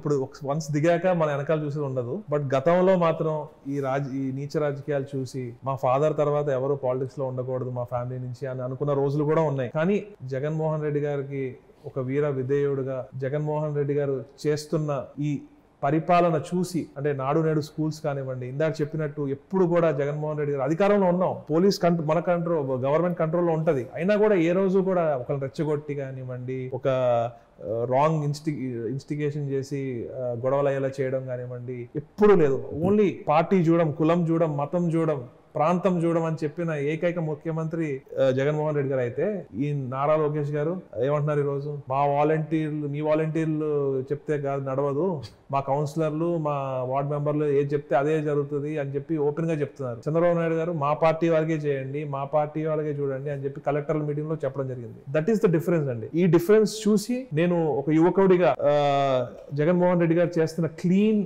పాలిటిక్స్ చూసి నేను ముందుకు రావడం జరిగింది. నేను సాఫ్ట్ అని మీరు అనుకోవచ్చు, కానీ దెందులూరు నియోజకవర్గం మీ పరిధిలోకి వస్తుంది. అవును అవును. అక్కడ some sort of rugged politics will take place. Yeah, extremely rugged politics. So how confident you are? And contest చేశారు కదా నాగేశ్వర గారు ఎంతమంది? మా ఫాదర్ 2014లో దెందూరులో కంటెస్ట్ చేశారు. చింతమనేని గారి మనుషులు ఎలక్షన్ రోజు మా ఫాదర్ కాన్వాయ్ మీద అటాక్ చేశారు, రాళ్లతో కారు అద్దాలు పగలగొట్టారు, మా డాడీ బాడీ గార్డ్ తలకాయ పగలగొట్టారు. అంత ఘోరమైన పాలిటిక్స్ ఉంటాయి. కానీ అబ్బాయి చౌదరి గారు యూకేలో చదువుకున్నారు, గత 10 సంవత్సరాల నుంచి నాకు ఆయన పరిచయం. సో ఆయన చదువుకుని వచ్చి he's made a difference there. ఇప్పుడు మారే ప్రజలు కూడా గమనిస్తున్నారు. ఇప్పుడు జగన్మోహన్ రెడ్డి గారు ఒక ఎన్ఆర్ఐ ఒక యూకే రిటర్న్ తీసుకొచ్చి చింతమనేని ప్రభాకర్ మీద పెట్టారంటే దాని వెనకాల చాలా ఆలోచన ఉంటుంది. అంటే నేను అంటుంది the more you persist it will resist అన్నట్టు. మీకు ఏ పాలిటిక్స్ అయితే నాకు అక్కర్లేదు అనుకున్నారు మా ఫ్యామిలీలో మా నాన్నగారితో సరైన దగ్గర, ఇప్పుడు దెందులూరు లాంటి సిచ్యువేషన్ మళ్ళీ రిపీట్ అయితే I will face it. No I'm talking about instead of facing మీలో ఉన్న ఆ సబ్మిసివ్నెస్ will it be an aggressive situation? See, అంటే ఇప్పుడు human reacts in different, like ప్రతి హ్యూమన్ ఒక్కొక్కసారి ఒక్కొక్కలా రియాక్ట్ అవుతారు, సిచ్యువేషన్ బట్టి రియాక్షన్స్ మారుతాయి. In politics people will say that people they need to conduct like Mahatma Gandhi. అలాగే ఉండదండి, అగ్రెసివ్గా ఉండాల్సిన టైంలో అగ్రెసివ్గా ఉండాలి. ప్రజలతో ఉన్నప్పుడు మనం శాంతంగా వాళ్ళ బాధలు వింటా ఉండాలి. అపోజిషన్ వాళ్ళు తోక జాడిస్తే మనం కూడా అగ్రెసివ్ కావాలి. అంటే సిచ్యువేషన్ బట్టి మనం హ్యాండిల్ చేసుకోవాలి. That is what I believe in. వాలంటీర్ల ఇష్యూ బాగా హడావుడి నడుస్తుంది. వాలంటీర్ల ఇష్యూలో ఏంటి అసలు మీ పాయింట్ ఏంటి? సో నిమ్మగడ్డ రమేష్ గారు చేశారు కదండి ఇదంతా. మరి నిమ్మగడ్డ రమేష్ గారు చెప్తే మీరు టీడీపీ ఎందుకు తిడుతున్నారు? టీడీపీ ఎందుకు అంటున్నారు? ఎందుకంటే నిమ్మగడ్డ రమేష్ గారు సూట్ వేసుకుంటారు. ఆ సూట్ చొక్కా తీస్తే లోపల ఎల్లో కలర్ ఉంటుంది. మేబీ ఆయనకు వస్తే కూడా ఎల్లో కలర్ వస్తుందేమో. నిమ్మగడ్డ రమేష్ కుమార్ కూడా మీరు చూశారు కదా. ఒక నిమిషం, నిమ్మగడ్డ రమేష్ కుమార్ ఎల్లో షర్ట్ వేసుకుంటాడేమో, పైన కోట్ వేసి కవర్ చేస్తారేమో, కానీ ఎలక్షన్ కమిషన్ వేసుకోదు కదా. బట్ డెసిషన్ తీసుకుంది ఎలక్షన్ అంతా కూడా చేసి ఇన్స్టిగేట్ చేసింది, దీన్ని అడ్డుకున్నది, పోరాడి వాళ్ళు ఏదో పెద్ద గొప్ప విజయం సాధించారు అనుకున్నది వాళ్ళే. కాబట్టి ఏమన్నా అయినా నామ్స్ ప్రకారమే కదా, చట్ట ప్రకారమే కదా ఎలక్షన్ కమిషన్ యాక్ట్ చేస్తుంది. అవును, చట్ట ప్రకారమే కదా. వాలంటీర్లు దూరంగా పెట్టి ఎలక్షన్ కమిషన్ చట్ట ప్రకారంగానే ఆలోచిస్తుంది. కానీ ఒక హ్యూమానిటీ గ్రౌండ్స్ లో ఆలోచించకుండా అలాంటి పిటిషన్ వేసింది వారే కదా. సో ఎలక్షన్ టైం ఎందుకన్నా ముందు చాలా పిటిషన్లు వేసాడు కదా. అందరూ వేస్తూనే ఉంటారండి, కానీ ప్రజలకి అసౌకర్యం కలిగే పిటిషన్ వేయాల్సిన అవసరం ఏముందండి? ఈ రోజు కలిగించారని ఆరోపిస్తున్నది వైసీపీ అని టీడీపీ అంటోంది. డెఫినెట్లీ టీడీపీ మీద బురద జల్లుతుందని వైసీపీ వాళ్ళని టార్గెట్ చేస్తోంది. టీడీపీ మేధావులు డబ్బులు అయిపోవడంతో డబ్బుల బయట పెట్టకుండా చేస్తున్న డ్రామాగా పెన్షన్ డబ్బులు లేక మీరు ఆడుతున్న డ్రామా. ఇప్పుడు ఒక విషయం అండి, సీఎం గారు ఉన్నారు, ఈ రోజు ఎలక్షన్ కమిషన్ ఎంటర్ అయ్యింది, ఇప్పుడు ఎలక్షన్ కోడ్ నడుస్తుంది, సిఎస్లు ఉంటారు, ఆఫీసర్స్ ఉంటారు, ఐఏఎస్ ఆఫీసర్ ఉంటారు, కలెక్టర్లు ఉంటారు. ఎలా అనుకుంటారండి డబ్బు రాష్ట్రంలో డబ్బులు లేకుండా డబ్బులు ఇవ్వకపోయిన పరిస్థితి ఎందుకు వస్తుంది అంటారు? ఎకనామిక్స్ పర్సన్ స్టేట్ రెవెన్యూస్ ఏ విధంగా వస్తాయో వీళ్ళు చెప్తున్న దానికి కౌంటర్ ఇచ్చే పద్ధతిలో మీరు ఏమైనా చెప్పగలరా? ఇప్పుడు డెఫినెట్లీ వాళ్ళు ఫస్ట్ ఆఫ్ ఆల్ టీడీపీ వాళ్ళ మానసిక పరిస్థితి బాగాలేదండి. వాళ్ళని డిఫెండ్ చేసుకోవడానికి వాళ్ళు ఏదో ఒక టాపిక్ తీసుకొస్తారు, డబ్బులు లేవని. మరి ఈ రోజు స్టార్ట్ చేశారు కదండి మరి ఇవ్వడం సచివాలయాల్లో. మరి డబ్బులు కాదు, అవి చిత్తు కాగితాలు ఇస్తున్నారా? కాదు కదా. వాళ్ళు టీడీపీ వాళ్ళు ఏవో చెప్తా ఉంటారండి. ఎలక్షన్ కమిషన్ చెప్పిన తర్వాత, వాళ్ళతో యుద్ధం చెప్పిన తర్వాత గవర్నమెంట్ గా ఏం చేయాలి? ఆల్టర్నేట్ మెకానిజంలో ఇంతకుముందు మీరు ఎలా ఇచ్చారో అలా ఇవ్వడానికి ప్రయత్నం చేయాలి. ప్రయత్నాన్ని వదిలేసి మీరు టీడీపీ పైన విమర్శలు చేస్తూ దాన్ని పొలిటికల్ మైలేజ్ తీసుకునే ప్రయత్నం చేస్తున్నారు. మేబీ మీరు అది ఎక్కువ జరుగుతుంది కాబట్టి, ప్రజల్లో ఒక రెవల్యూషన్ వచ్చింది కాబట్టి అది మీకు ఎక్కువ కనిపిస్తుంది. ఆల్రెడీ వైఎస్ఆర్ కాంగ్రెస్ పార్టీ తరఫు నుంచి ఈసీకి ఆల్రెడీ ప్రపోజల్ పంపించడం జరిగింది. కేవలం అవ్వాతాతలకి వికలాంగులకి మాత్రం డైరెక్ట్ గా వాలంటీర్ వ్యవస్థతో కానివ్వండి, లేకపోతే ఎంప్లాయీస్ తో కానివ్వండి, ఇమీడియట్ గా అందేలా చూడండి, అందేలా చేయండి అన్నట్టుగా మరి వైఎస్ఆర్ కాంగ్రెస్ పార్టీ కూడా కోరడం జరిగింది మరి election commission. I don't think so. Election commission sympathy mind game play చేసిందా వైసీపీ? సింపతి మైండ్ గేమ్ ఎలా వద్దని ఇట్స్ ఫ్యాక్ట్ కదండి. ఇప్పుడు ఈ రోజు స్టేట్ లో డబ్బులు లేవన్న దానికి కౌంటర్ ఏంటి చెప్పండి? ఈ రోజు పంచుతున్నారు కదా, ఈ రోజు పంచుతున్నారు కదా. కావాల్సిన సింపతి 2 రోజుల్లో క్రియేట్ చేసుకోగలరు. అగ్రిగేట్ 350 to 370 crores గ్యారంటీగా వస్తుంది స్టేట్ కి పర్ డే. అండ్ మనకి RBI bonds every Tuesday, second Tuesday మనకి బాండ్స్ వేలం వస్తుంది. సో ఈ అకౌంట్ మీ దగ్గర క్లియర్ గా ఉన్నప్పుడు 10 days accumulation is nothing but 3,500 crores. And 4,000 crores anyway RBI bonds వస్తాయి సెకండ్. ఈ 7,500 crores లో you can address the salary and this thing. ఈ కౌంటర్ ఎందుకు రావట్లేదు? అన్ని వారు ఏదో దుష్ప్రచారం చేస్తున్నారు, బట్ మేము ఫ్యాక్ట్స్ చూపిస్తున్నాము. First say for instance they said very clearly that financial ability is zero అని. ఎందుకంటే 100 crores కూడా లేవు వీళ్ళ దగ్గర అన్నది మీ 2019 ప్రస్తారం. తదనంతరం ఆల్మోస్ట్ 1.5 year బడ్జెట్ ని ఇవాళ మీరన్న సంక్షేమం ఫలాలు చేసి లాస్ట్ 5 ఏళ్ళ నుంచి టీడీపీ వారు ఒకటే చెప్తున్నారు, అప్పులు చేసుకున్నారు, ఖజానా ఖాళీ అయిపోతుంది, అది శ్రీలంక అయిపోతుంది, ఆఫ్ఘనిస్తాన్ అయిపోతుంది అని విపరీతంగా మాట్లాడారు. కానీ జగన్మోహన్ రెడ్డి గారు చెప్పిన ప్రతి పథకం జగన్మోహన్ రెడ్డి గారు ఫుల్ఫిల్ చేశారు. ఇప్పుడు ఈ డబ్బంతా ఏదైతే ఇస్తున్నారో అవేమీ దాచుకోరు కదా ప్రజలు. ఇట్ కీప్స్ ఆన్ రొటేటింగ్, అది మళ్ళీ స్టేట్ ఎక్స్చెక్కర్కి వస్తూ ఉంటుంది, మరి రొటేట్ అవుతూ ఉంటుంది కదా ఇదంతా. సో వారు ఇవన్నీ ఎందుకు ఆలోచించడం మాకు అర్థం కావట్లేదు. కానీ ఏదైతే ఈ రోజు ఫస్ట్ ఆఫ్ ఆల్ మనం సింపతి అన్నారని చెప్తున్నాను, కళ్ళతో చూస్తున్నాము. 2 ముస్లిం వారు చనిపోయారు కూడా ఈ రోజు. మరి అది చూస్తే ఎవరికైనా బాధేస్తుంది, మరి అది మీ వేరే విమర్శ ఎందుకు వస్తుంది అంటే, పవన్ కళ్యాణ్ గారు ఇంతకుముందు మాట్లాడడం చూసారు. పవన్ కళ్యాణ్ సినిమా రిలీజ్ అవుతే ప్రతి థియేటర్ దగ్గరికి రెవెన్యూ ఆఫీసర్ పంపించడానికి మీ దగ్గర ఎంప్లాయీస్ ఉంటారు. పెన్షన్లు ఒక రోజు పంపిణీ చేయడానికి గవర్నమెంట్ దగ్గర ఆఫీసర్స్ లేరా? ఎందుకు చేయట్లేదు? స్టేట్ మొత్తం 400-500 థియేటర్, 200-300 థియేటర్లు ఉంటాయి. అది మేబీ 500 ఉంటాయి, నాకు ఎగ్జాక్ట్ నెంబర్ తెలియదు. మరి స్టేట్ లో ఎంత మంది వికలాంగులు ఉన్నారు, ఎంత మంది ముసలివారు ఉన్నారు, ఎంత మంది కిడ్నీ డయాలసిస్ పేషెంట్స్ ఉన్నారు. మరి వీళ్ళందరూ కూడా 64 లక్షల ఇబ్బంది పడాలా? పెన్షన్లు అంటే ఇస్తారు. ఆయన సెన్స్ ఓన్లీ రెవెన్యూ ఆఫీసర్స్ అనే కాదు, ఇంకా వేరే ఎంప్లాయీస్ ఉంటారు కదా, పంపించవచ్చు కదా వాళ్ళని ఒక రోజు కోసం. అంటే ఇంకా రాష్ట్రంలో ఎంప్లాయీస్ అందరూ మీరు అదే ప్రైమ్ మిగతా పనులన్నీ వదిలేసి కేవలం ఇది ఒక్కదాని మీద కూర్చుంటే ఒక రోజు పని చేస్తే మీరు చెప్తున్నట్టుగా 62 లక్షల మంది సంక్షేమం కదా.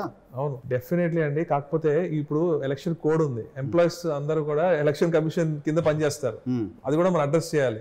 ఇప్పుడు అది మీరు మాకు కాదు, మీరు ఎందుకు చెప్పట్లేదు? చెప్తున్నాం, ఎందుకు చెప్పట్లేదు, ఆల్రెడీ ప్రతిపాదన పంపించడం జరిగింది ఎలక్షన్ కమిషన్ కి. ఇంకొక విషయం ఏంటంటే, ఏదైతే ఈరోజు చంద్రబాబు నాయుడు గారు చేసిందంతా చేసి నాకు సంబంధం లేదన్నట్టు సిఎస్ గారికి ఎలక్షన్ కమిషన్ కి ఇమీడియట్ గా డబ్బులు పంచండి అని ఆయన లెటర్లు రాస్తున్నాడు. నాకు తెలిసి ఆయన సీఎం అయిపోయానేమో అని కలగంటున్నాడేమో, నాకు కామెడీగా ఉంది మరి చూస్తుంటే. ఎందుకంటే ఆపింది ఆయన. ప్రతిపక్ష నేతగా బాధ్యత ఉంటుంది ఆయన కూడా. ప్రతిపక్ష నేతగా బాధ్యత ఉన్నా కూడా ఇదే వాలంటీర్ వ్యవస్థని అవహేళనగా మాట్లాడి గోను సంచులు మోసే ఇది అని చెప్పి నీచంగా మాట్లాడి ఉంచుతాం అంటున్నారు కదా ఆయన. ఉంచమన్నారు, ఉంచుతామంటున్నారు. మళ్ళీ రేపు ఏం చేస్తారో వారికి తెలియదు. ఎందుకంటే టీడీపీ పార్టీకి ఒక క్లారిటీ అనేది మిస్ అయింది, ఒక కామన్ సెన్స్ అనేది లేకుండా పోయింది నాకు తెలిసి ఆ పార్టీకి. యంగ్ పొలిటీషియన్ మీకు ప్రధానంగా ఆంధ్రప్రదేశ్ లో యూత్ జగన్ గవర్నమెంట్ పైన వ్యతిరేకంగా ఉన్నారని ఒక ప్రోపగండా నడుస్తుంది. ప్రోపగండా నిజమా ఫ్యాక్ట్ పక్కన పెడితే, ఉద్యోగాల కల్పనలో జగన్మోహన్ రెడ్డి సర్కార్ ఫెయిల్ అయింది అనే ఒక విమర్శ వస్తే ఎలా మీరు ఆన్సర్ చేయగలరు? డెఫినెట్లీ ఇది రాంగ్ అండి. యూత్ అంతా కూడా మాక్సిమం జగన్మోహన్ రెడ్డి గారి వైపే ఉన్నారు. ఎందుకు అంటే, జగన్మోహన్ రెడ్డి గారు ఏదైతే సచివాలయ ఉద్యోగాలు ఇచ్చారో, గతంలో ఏ ప్రభుత్వం ఇలా ఇచ్చిందా? ఇవ్వలేదు. ఈరోజు వాలంటీర్లు ఆడుతూ పాడుతూ మహిళలు కానివ్వండి, ఆ గ్రామంలో ఉండేవాళ్ళు కానివ్వండి, వేరే జాబ్ చేసుకుంటూ కూడా వారికి 5,000 రూపీస్ తక్కువ అనిపించవచ్చు, కానీ అది ఒక గౌరవ వేతనం. ఆ 5,000 రూపీస్ కూడా దానివల్ల కూడా ఆ ఊరికి మన మనీ ఏదైతే స్టేట్ మొత్తం రొటేట్ అవుతూ ఉంటుంది. దానివల్ల ఎంతో మందికి ఆర్థికంగా బలపడ్డారు. మరి గతంలో నిరుద్యోగులకి 3,000 అని చంద్రబాబు నాయుడు గారు చెప్పి, గౌరవ వేతనం కాదు, ఉద్యోగాల కల్పన, దాంట్లో మీరు ఎందుకు ఫెయిల్ అయ్యారు అనుకుంటున్నారు మీరు? ఈ రోజు ఒక డైకెన్ కానివ్వండి, మన ఒక JSW కానివ్వండి, ఈ రోజు ఇన్ఫోసిస్ వైజాగ్ లో కానివ్వండి, ఎన్నో కంపెనీస్ రావడం జరిగింది. వాళ్ళు కొబ్బరికాయలు కొడితే మీరు వచ్చి రిబ్బన్లు కట్ చేశారు అనే ఆరోపణ ఉంది. గుర్తుంది తప్ప టీడీపీ హయాంలో వాళ్ళు కొబ్బరికాయలు కొట్టి శిలాఫలకం పెడితే మీరు వచ్చి రిబ్బన్లు కట్ చేశారు. మేము చేసిన వాటికి కంప్లీషన్ అక్కడ జరిగింది, వాళ్ళ హయాంలో జరిగిన డెవలప్మెంట్ అసలు జీరో అని చెప్పి. ఒకే ఒక ఎగ్జాంపుల్ చెప్తానండి. కుప్పంకి చంద్రబాబు నాయుడు గారు కొబ్బరికాయ కొట్టారు ఎయిర్పోర్ట్కి, కుప్పం ఎయిర్పోర్ట్కి. కుప్పం నుంచి బెంగళూరు ఎయిర్పోర్ట్ 1.5 hours. అసలు ఏదైనా కూరగాయలు ఎక్స్పోర్ట్ చేసుకోవడానికి ఎయిర్పోర్ట్ కడతా అన్నారు. కూరగాయలు ఎక్స్పోర్ట్ చేసుకోవాలంటే బెంగళూరు ఎయిర్పోర్ట్ 1.5 hours దూరం. అలా ఉంటాయండి టీడీపీ. ఏదైతే చేస్తారో వాళ్ళు ఏదైతే చెప్తారో అది చేయరు. జగన్మోహన్ రెడ్డి గారు ఏదైతే చెప్తారో అదే చేస్తారు. ఇప్పుడు జగన్మోహన్ రెడ్డి గారు ఒకటే ఆలోచించాలి. ఈరోజు 4 పోర్ట్స్ డెవలప్మెంట్ మీద జగన్మోహన్ రెడ్డి గారు దృష్టి పెట్టారు. మనకున్న 972 or 74 kilometers కోస్ట్ లైన్లో 4 పోర్ట్లు వస్తే రేపొద్దున్న ఎంత ఎకానమీ పెరుగుతుంది. పోర్ట్ చుట్టూ ఇండస్ట్రీస్ వస్తాయి. అలానే 10 ఫిషింగ్ హార్బర్స్ పెడితే ఫిషింగ్ హార్బర్స్ చుట్టూ ఫుడ్ ప్రాసెసింగ్ యూనిట్స్ వస్తాయి. సో ఆల్ దీస్ ఇవన్నీ జాబ్స్ క్రియేట్ చేస్తాయి. మళ్ళీ ఇండస్ట్రియల్ కారిడార్ ఒకటి మనకి ఏంటంటే, మనకు నేషనల్ హైవే చెన్నై నుంచి కలకత్తా దాకా ఉంది, అది మన స్టేట్ ద్వారా వెళ్తుంది.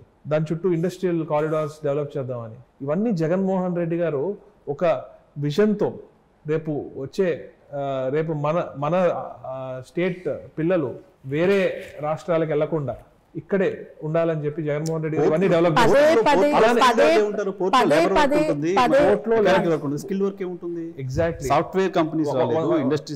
ఎగ్జాక్ట్లీ అండి. So this is where economics లో ఇప్పుడు పోర్ట్ వస్తే ట్రేడ్ పెరుగుతుందండి, ఇంపోర్ట్స్ ఎక్స్పోర్ట్స్ పెరుగుతాయి. ఇంపోర్ట్ వచ్చే ఐటమ్స్ ఉంటాయి, ఎక్స్పోర్ట్ అయ్యే ఉంటాయి. ఎక్స్పోర్ట్ అయినప్పుడు డిఫరెంట్ ఇండస్ట్రీస్ ఓపెన్ అవుతాయి. ఫర్ ఎగ్జాంపుల్ ఏదైనా ఒక ఫుడ్ ప్రోడక్టే ఎక్స్పోర్ట్ అవ్వాలనుకోండి, దానికి కావాల్సిన ప్యాకేజింగ్ కానివ్వండి, దానికి కావాల్సిన మెషినరీ కానివ్వండి, అవన్నీ కావాలి. దానికి ఒక యూనిట్ వేరు సార్. మొత్తం డిగ్రీ కాలేజీల కంటే ఎక్కువ ఇంజనీరింగ్ కాలేజీలు పెట్టి పిల్లల్ని బీటెక్ చేసి బయటకు తీసుకొస్తున్నారు. వాళ్ళందరినీ పోర్టులో పనిచేయించలేరు మీరు, ఫుడ్ ప్రాసెసింగ్ యూనిట్ లో పనిచేయించలేరు. కావాల్సిన సాఫ్ట్వేర్ కంపెనీస్ కదా. పోర్ట్ ఒకటే కాదండి, పోర్ట్లు, హాస్పిటల్స్, డెవలప్మెంట్ కాదు. ఇప్పుడు మన స్టేట్ ఇప్పుడు 4 పోర్ట్స్ ఉంటే ఇప్పుడు ఎక్కడో జపాన్లో తయారైన కార్స్ మనం ఇక్కడికి ఇంపోర్ట్ చేసుకుంటున్నాం. అవసరం లేకుండా కియా ఇక్కడే కట్టించేస్తే కియా ఒకటైతే సరిపోదు కదండి. కియా కూడా బోల్డన్ కార్స్ బయట కొరియా నుంచి ఇంపోర్ట్ చేస్తుంది. సో 4 పోర్ట్స్ ఉన్నప్పుడు ఆటోమోటివ్ ఇండస్ట్రీస్ ఇంట్రెస్ట్ చూపిస్తాయి, ఎందుకంటే స్పేర్ పార్ట్స్ తెచ్చుకోవడం ఈజీగా ఉంటుంది కాబట్టి. అలానే డిఫరెంట్ కెమికల్ ఫ్యాక్టరీస్ కానివ్వండి, ఇక్కడ నుంచి బయటికి వెళ్ళేవి కానివ్వండి, ఫార్మా ట్రేడ్ కానివ్వండి, ఒకటనే కాదు, ఫుడ్ ప్రోడక్ట్స్ కానివ్వండి, లేకపోతే మన దగ్గర ఉన్న డిఫరెంట్ ఇప్పుడు ఏలూరే తీసుకున్నారు, పామ్ ఆయిల్ రైతులు ఎక్కువ ఉన్నారు. పామ్ ఆయిల్ ఇప్పుడు బయట నుంచి ఎక్కువ తెచ్చుకుంటున్నాం. ఏమో రేపు పొద్దున్న పోర్ట్స్ వస్తే మనం బయట ఎక్స్పోర్ట్ చేయొచ్చు, మనకి ఫారెన్ ఇన్కమ్ వస్తుంది. సో డిఫరెంట్ ఛానల్స్ ఓపెన్ అవుతాయి. ఉట్టి పోర్ట్స్ లో ఉన్న లేబర్ వర్క్ అని కాదండి. ఇప్పుడు హీరో హోండా బైక్స్ ఇండియాలో తయారయ్యి Africa, other south east Asian countries కి ఎక్స్పోర్ట్ అవుతున్నాయి. కాకపోతే అది మన పోర్ట్స్ నుంచి అవ్వట్లేదు. సో రేపు పొద్దున్న మనకు 4 పోర్ట్లు ఉన్నాయి కాబట్టి రేపు పొద్దున్న Hero Honda company already Hero Honda company setup చేసినట్టుంది. ఇంకా వేరే బైక్ కంపెనీస్ కూడా కస్టమ్స్ సెంట్రల్ ఎక్సైజ్ డ్యూటీస్ ఆధారపడి ఉంటాయి కదా. బట్ ఆధారపడి ఉంటాయి, బట్ పోర్ట్స్ నుంచే కదండి బయటకు వెళ్ళాలి. I'm not denying it. You are creating a platforms, ఈ ఎక్స్పోర్ట్ మాడ్యూల్ ఇంపోర్ట్ మాడ్యూల్ కి you are creating ports. I'm not denying it. అవును. బట్ ఇండస్ట్రియలైజేషన్ జరగడానికి ఈజ్ ఆఫ్ డూయింగ్ బిజినెస్ లో మనం నెంబర్ 1 ఉన్న దగ్గర ఎగ్జాక్ట్లీ ఇప్పుడు what sort of industrial incentives, ఎందుకంటే మనకు ప్రత్యేక ప్యాకేజ్ రూపంగా ఉన్న ఇండస్ట్రియల్ ఇన్సెంటివ్స్ తమిళనాడు ప్రెజర్ తో సెంట్రల్ గవర్నమెంట్ ఎత్తేసింది. Right now we're not having ప్రత్యేక హోదా, ఇండస్ట్రియల్ ఇన్సెంటివ్స్ తో కూడిన ప్రత్యేక ప్యాకేజ్ 2 లేవు. We're travelling in special purpose vehicle. Unfortunately that is also not happening. ఇక్కడికి వచ్చేసరికల్లా మీరు చెప్తున్న ఈ పోర్ట్స్ త్రూగా జరిగే దీనికి ఈజ్ ఆఫ్ డూయింగ్ నెంబర్ 1 చేస్తున్న మన రాష్ట్రంలో ఎక్స్పోర్ట్ పాలసీ స్ట్రీమ్ లైన్ అయితే మీరు అన్నట్టు ఇండస్ట్రియలైజేషన్ జరుగుతుంది. బట్ దానికి మనం సెంట్రల్ గవర్నమెంట్తో నెగోషియేషన్స్లో ఏ విధంగా మనకి ఇండస్ట్రియల్ ఇన్సెంటివ్స్ తెచ్చుకోగలం? సెంట్రల్ గవర్నమెంట్ నుంచి చాలా ఇన్సెంటివ్స్ ఉంటాయి. డిఫరెంట్ ఎంఎస్ఎంఈ అయితే డిఫరెంట్ ఉంటాయి, రాయితీలు ఉన్నాయి. ఇప్పుడు గోడౌన్స్ కి కడితే డిఫరెంట్ చాలా ఉన్నాయండి, రాయితీలు, సబ్సిడీలు అని రకరకాలు ఉన్నాయి. కాకపోతే ఇప్పుడు నేను చెప్పేది ఏంటంటే, ఇందాక చెప్పారు ఐటీ అన్నారు మీరు. అమెరికాలో ఈరోజు అమెరికాలో ఉన్న భారతీయులు ఎంతో మంది తిరిగి వస్తున్నారు, ఎంతో మంది ఇబ్బందులు పడుతున్నారు. కెనడా తీసుకుంటే, కెనడాలో జాబ్ కోసం వెళ్ళిన వాళ్ళు లిటరల్లీ అక్కడ బాత్రూమ్ క్లీనింగ్ చేసే పనులు కానివ్వండి, అలాంటి పనులు కూడా చేసుకుని బతుకుతున్నారు. కొంతమంది ఇబ్బందులు పడుతున్నారు, చదువుకున్న వాళ్ళు, ఎంబీఏలు చేసిన వాళ్ళు కూడా. ఈ రోజు ఉట్టి ఐటీ మీద డిపెండ్ అవ్వకూడదు, ఎందుకంటే హైదరాబాద్ లో ఐటీ జాబ్స్ చేస్తున్న వారు ఎంతో మంది ఎప్పుడు ఊడిపోద్దా అని చెప్పి భయపడుతున్నారు, ఎందుకంటే కోవిడ్ ఎఫెక్ట్ కానివ్వండి, ఇవన్నీ కానివ్వండి. సో జర్మనీ ఐటీ లైఫ్ లేదు ఉంది, but you can't depend on IT completely. మనం మొదలు పెట్టట్లేదు. సో బేసికలీ అదే చెప్తాను. ఇప్పుడు అదే చెప్తాను, జర్మనీ ఉంది. Germany is a country which manufactures different components, cars కానివ్వండి, ఇండస్ట్రియల్ మెషినరీ కానివ్వండి, ఇవన్నీ మ్యానుఫ్యాక్చరింగ్ లో యూరోప్ లో ఇట్స్ నంబర్ 1. ఐటీ కూడా ఉంది జర్మనీలో, but it's even better in manufacturing. Kind of Andhra Pradesh లాంటి స్టేట్ లో, ఇప్పుడు హైదరాబాద్ ఉంది, తెలంగాణ ఉంది. తెలంగాణలో ఐటీ ఎక్స్ట్రీమ్ కి వెళ్ళిపోయింది. 3 లక్షల కోట్లు ఎక్స్పోర్ట్ చేస్తున్నారు. నెక్స్ట్ వాళ్ళు ఆల్టర్నేట్ పైన కాన్సన్ట్రేట్ చేయొచ్చు. అసలు మీ దగ్గర ఇప్పుడు మొదలే కాలేదని కదా.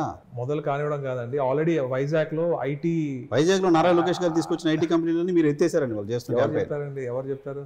ఫ్రాంక్లిన్ టెంపుల్టన్ అంటాడు ఏమన్నా, లులు మాల్ ఏదో పోయిందని చెప్తున్నారు. లులు మాల్ అదేమన్నా, అది లులు మాల్ అనేది it doesn't create jobs, but it's a private entity. ఒక ప్రైవేట్ కంపెనీకి ఇన్కమ్ వస్తుంది అంతే తప్ప దాని వల్ల ఇన్ఆర్బిట్ వచ్చింది, అన్ని వచ్చినాయి. సో ఇంకొకటి ఏంటంటే, వైజాగ్ లో ఐటీ డెవలప్ అవుతుంది, కానీ ఐటీ ఉండాలి.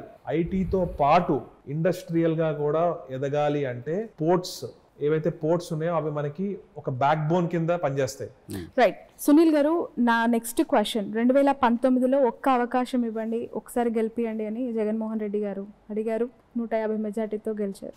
2024లో మాట్లాడుతూ ఉన్నాం, మళ్ళీ ఒక అవకాశం అంటూ ఉన్నారు. మీ రాష్ట్ర రాజధాని ఏది అంటే ఆంధ్రప్రదేశ్ సిటిజన్ గా మీరు ఇచ్చే ఆన్సర్ ఏంటి? నేనైతే ఒకటే చెప్తానండి, అన్ని ప్రాంతాలు సమానంగా ఎదగాలి. Amaravati is the legislative capital, Kurnool is the judicial capital, and Vizag is the సచివాలయం అంతా ఉంటుంది. అదే శాసన రాజధాని. మరి అలాంటప్పుడు మరి 3 రాజధానుల బిల్లు గవర్నమెంట్ విత్డ్రా చేసుకుంది కదా. అవును. ఇప్పుడు ఇదే లేదు రైట్ నా అమరావతి సెంట్రిక్ గా అమరావతి రాజధానికి వెళ్తుంది. అవును. మీ ఈవెన్ ఇప్పుడు ఎలక్షన్ మేనిఫెస్టోలో మీరు అన్నట్టు అది పెట్టేది ఉందో లేదో కూడా అయిపోతుంది. ఇప్పుడు at present it is a vision of Jaganmohan Reddy maybe అన్నది ఆప్షన్ అప్పుడు.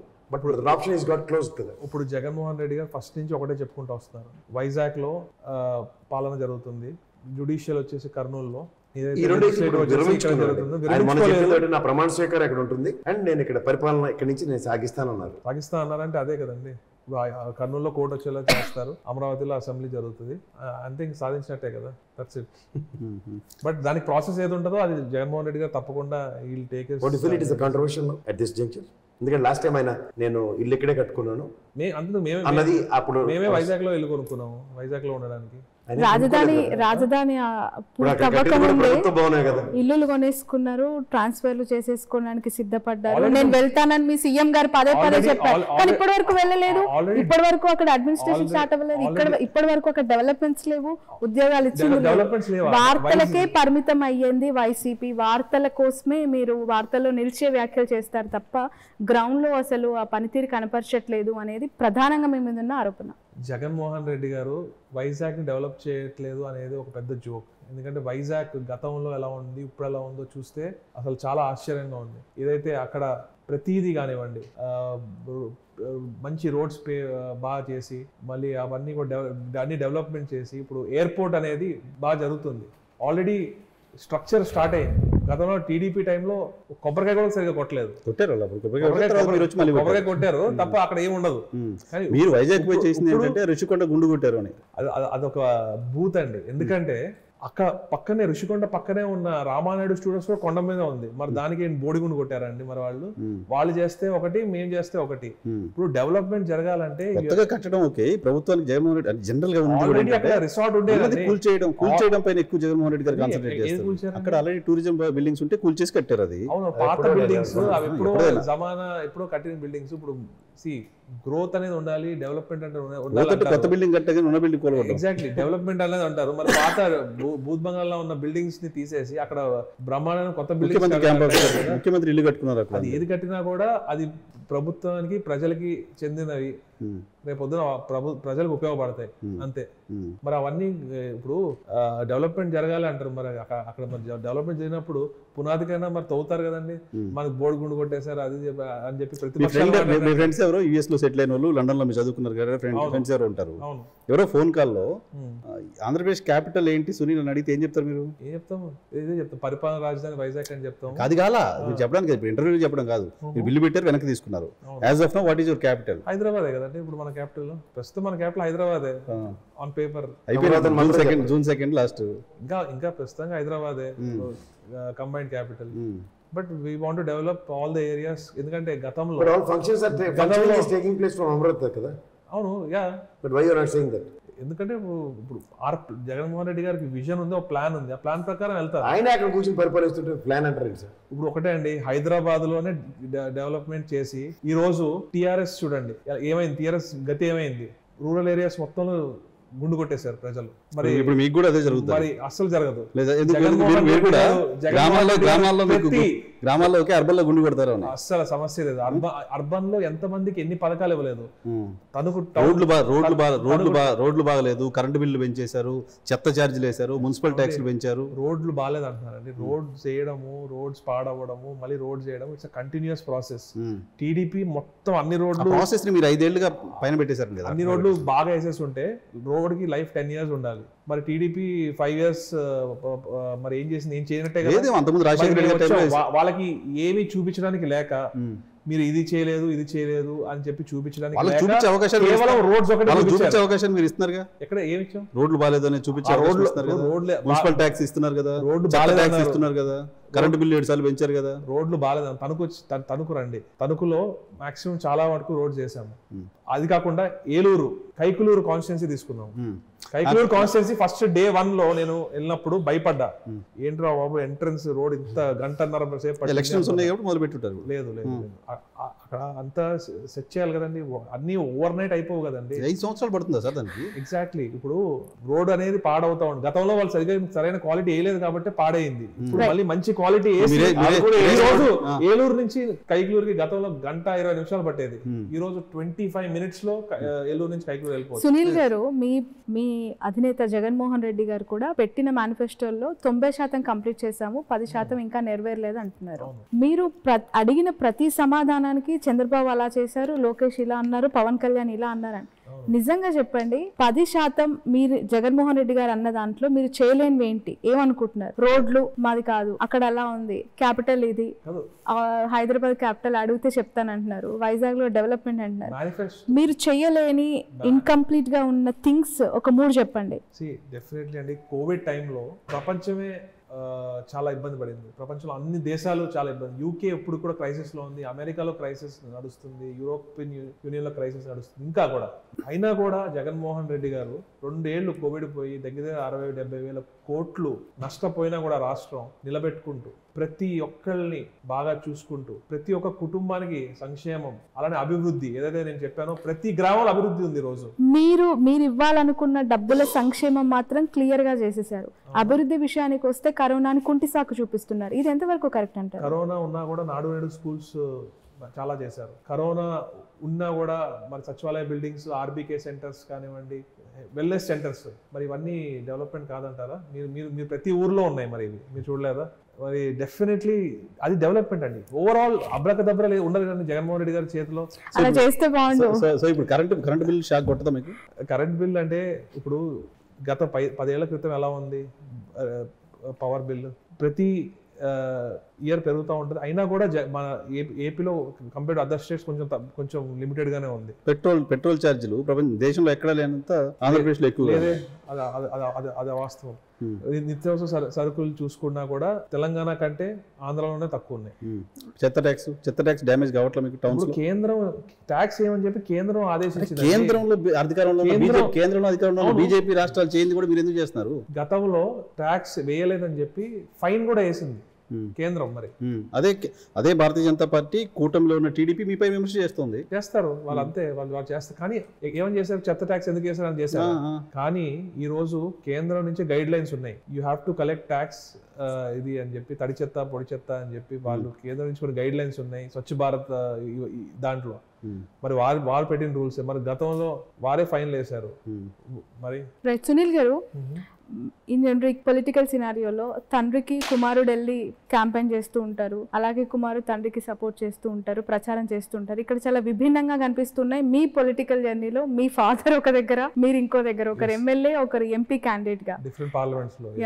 ఎలా చూడాలి దీన్ని? సో ఇబ్బంది అనిపించట్లేదా? తండ్రి వచ్చి ప్రచారం చేయట్లేదు నియోజకవర్గంలో, వస్తే బాగుండేది. అప్పుడప్పుడు చిన్న పనులు ఉన్నప్పుడు వెళ్తా ఉంటాను తప్ప నా పని నేను చేసుకుంటా ఉంటాను. ఏలూరు పార్లమెంట్ లో ఎమ్మెల్యేలు అందరూ కూడా నన్ను చాలా బాగా కలిసి ఒక టీమ్ గా ముందుకెళ్తున్నాము. ముఖ్యంగా ఆళ్ళ నాని గారు, మా జిల్లా ప్రెసిడెంట్ గారు కానివ్వండి, అలానే కోటగిరి శ్రీధర్ గారు కానివ్వండి, ఎవరైతే he made way for me and he's guiding me. And also ఎమ్మెల్యేలు అందరూ కూడా, అభయ్ చౌదరి గారు కానివ్వండి, డిఎన్ఆర్ గారు కానివ్వండి, అలానే కొత్త క్యాండిడేట్ విజయరాజ్ గారు కానివ్వండి, బాలరాజ్ గారు మిస్సెస్ రాజలక్ష్మి గారు కానివ్వండి, కొత్త క్యాండిడేట్ ప్రతాప్ అప్పారావు గారు కానివ్వండి, అందరూ కూడా, వాసుబాబు గారు కానివ్వండి ఉంగుటూరు, మేమందరం కూడా, అభయ్ చౌదరి గారు, మేమందరం కూడా ఒక టీమ్ లాగా పనిచేస్తున్నాము. అందరితో మంచి పరిచయాలు ఉన్నాయి. చక్కగా ప్లాన్ చేసుకుని వీఆర్ వర్కింగ్ టుగెదర్. అండ్ 7 సీట్లు 100% కొట్టబోతుంది. ఎందుకంటే ఆల్రెడీ రికార్డ్ ఉంది, 7కి 7 సీట్స్ గెలుస్తున్నాము. జగన్మోహన్ రెడ్డి గారి అభివృద్ధి సంక్షేమం వల్ల 5 సంవత్సరాల పరిపాలన తర్వాత వ్యతిరేకత ఏమీ లేదా? 175 అతిశయోక్తి అనిపించట్లేదా మీకు? నా అనాలిసిస్ ప్రకారం కలిసి వచ్చే ఓటే గానీ మాకు పోయే ఓటు లేదు. ఎందుకంటే we made a difference. YSR Congress party, Jaganmohan Reddy గారు మేడ్ ఎ డిఫరెన్స్. అండ్ ఎందుకంటే గతంలో కొన్ని కమ్యూనిటీస్ కి ఏం అందేవి కాదు. కేవలం సంక్షేమం కావాలంటే జన్మభూమి కమిటీల చుట్టూ తిరగడము, వాళ్ళకి డబ్బులు సమర్పించుకోవడము, లేకపోతే వారి నాయకుల వెనకాల తిరిగి ప్రసన్నం చేసుకోవడం, టీడీపీ నాయకుల వెనకాల తప్ప వారికి ఏం అందేవి కాదు. కానీ జగన్మోహన్ రెడ్డి గారు కులం మతం ప్రాంతం చూడకుండా అర్హత బట్టి ఇస్తున్నారు కదా. సో దాన్ని బట్టి ప్రజలు ఈరోజు ఎంతో మంది వృద్ధులు పాపం డబ్బులు ఇంటికి రాక చాలా ఇబ్బంది పడుతున్నారు. వారందరూ కూడా రేపొద్దున జగన్మోహన్ రెడ్డి గారి వాల్యూ తెలుసుకున్నారు ఈరోజు. సో ఇవన్నీ కూడా చూస్తున్నారు, అబ్జర్వ్ చేస్తున్నారు. జగన్మోహన్ రెడ్డి గారు లేకపోతే మళ్ళీ ఇబ్బందులు పడాల్సి వస్తుందని చెప్పి చాలా మంది మాకు చెప్తున్నారు కూడా. కార్మూర్ నాగేశ్వరరావు గారికి లాస్ట్ 3 ఎలక్షన్స్ మీరు బ్యాకప్. అవును, అంటే రకరకాల అవసరాలు ఉంటాయి కాబట్టి నేను ఒక్కడనే ఫుల్ అని మీరు కూడా ఇన్వాల్వ్ అయ్యాను. ఇంట్లో పర్సన్ ఒక ఎలక్షన్ లో పనిచేయడం వల్ల డెఫినెట్ గా అడ్వాంటేజ్ ఎవరికైనా. ఈసారి మీరు అక్కడ లేరు ఆయనకి. అవును, ఇబ్బంది ఫీల్ అవుతున్నారు ఏమన్నా? నా టీం, నేను లేకపోయినా నా టీం ఉంది. నా సొంత టీం ఒకటి పెట్టుకున్నాను. నేను రోజుకి ఒక హాఫ్ అన్ అవర్ నా టీంతో మాట్లాడుతున్నాను. ఎప్పుడు కలిసారు చివరిసారి కార్మూర్ నాగేశ్వరరావు గారిని? మేము ఈ 70 days లో ఒక 2-3 సార్లు కలిసి ఉంటాను. అంతే 2-3 times. అంతే. మీకు ఇంకో సబ్మిషన్, సాధారణంగా ఒక పొలిటికల్ ఫ్యామిలీస్ నుంచి వచ్చిన పిల్లలు నేను ముందు ఉండాలి, లేకపోతే పలానా నా ఫ్రెండ్ అను. మీరు శ్రీధర్ గారు ఏమైనా ఫ్రెండ్స్ కాదు, కానీ ఇప్పుడైతే బ్రదర్స్ లా ఉంటున్నాము. కానీ అంటే సాధారణంగా నేను కూడా యాస్పిరెంట్ అనుకునే దగ్గర he has given a good contribution towards your basically. అంటే 2 years బ్యాక్ ఆయన ఏ రోజు ఫ్యామిలీ అవసరాల కోసం he decided to not to contest. కానీ ఆయన ఫస్ట్ ప్రపోజ్ చేసింది నా పేరే. What's your bondage? We are like brothers. We every day we talk and we meet when it's necessary. We discuss. We go to meetings together and we work really hard for the party. He is very loyal to the party. Jagan Mohan Reddy garu ante pranam Sridhar gariki, and we are working really hard. And Sridhar garu first na peru propose చేద్దాం CM గారు అని చెప్పి నాన్నగారికి 2 years back అడిగితే వద్దు అని చెప్పి వద్దని చెప్పడం. తర్వాత అయినా కూడా శ్రీధర్ గారు కూడా చెప్పడం, అలానే ఆల్నాని గారు కూడా ఓకే అనడం, ఇదంతా ఒక డ్రీమ్ లాగా అయిపోయింది ఇదంతా. సో మీరు కార్మూర్ నాగేశ్వరరావు గారు నాకు ఇంతకుముందు ఎప్పుడు ఇంటర్వ్యూలో చెప్పారు, జగన్మోహన్ రెడ్డి గారు అమలు చేస్తున్న సంక్షేమ కార్యక్రమాలు అన్ని వరుసగా ఎవరైనా చెప్తే 10 లక్షల రూపాయలు ప్రైజ్ ఇస్తాను. మీరు చెప్పగలరు. జగన్ జపం అయితే చేస్తున్నారు, కానీ నిజంగా చెప్పాలంటే నేను కూడా చెప్పలేను. ఎందుకంటే అన్ని మంచి పనులు చేస్తున్నారు జగన్మోహన్. స్కీమ్స్ అన్ని వరుసగా చెప్పలేరు, అంటే వరుసగా చెప్పాలంటే చెప్పలేదు, కరెక్ట్ గా టక్ చెప్పాలని చెప్పలేము. ఎందుకంటే ఒక చాంతాడంత లిస్ట్ ఉంది అది. ఎందుకంటే అన్ని సంక్షేమ నవరత్నాలు చెప్పండి. నవరత్నాలు చెప్పచ్చు.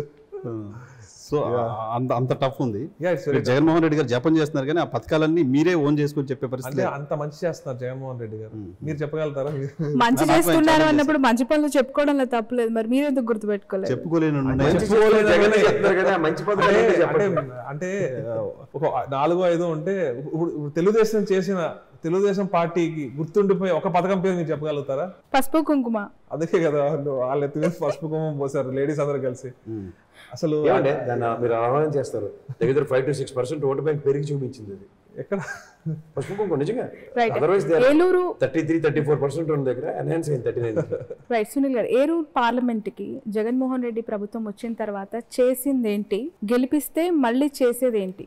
ఏలూరు ప్రాంతంకి వచ్చేసరికి మెడికల్ కాలేజ్ తీసుకురా, ఇదైతే చాలా కొత్త ఉందండి. గుంటూరు విజయవాడ పరిసర ప్రాంతాల్లో ఏలూరు కోతవేట దూరం ఉంటుంది నాకు తెలిసి.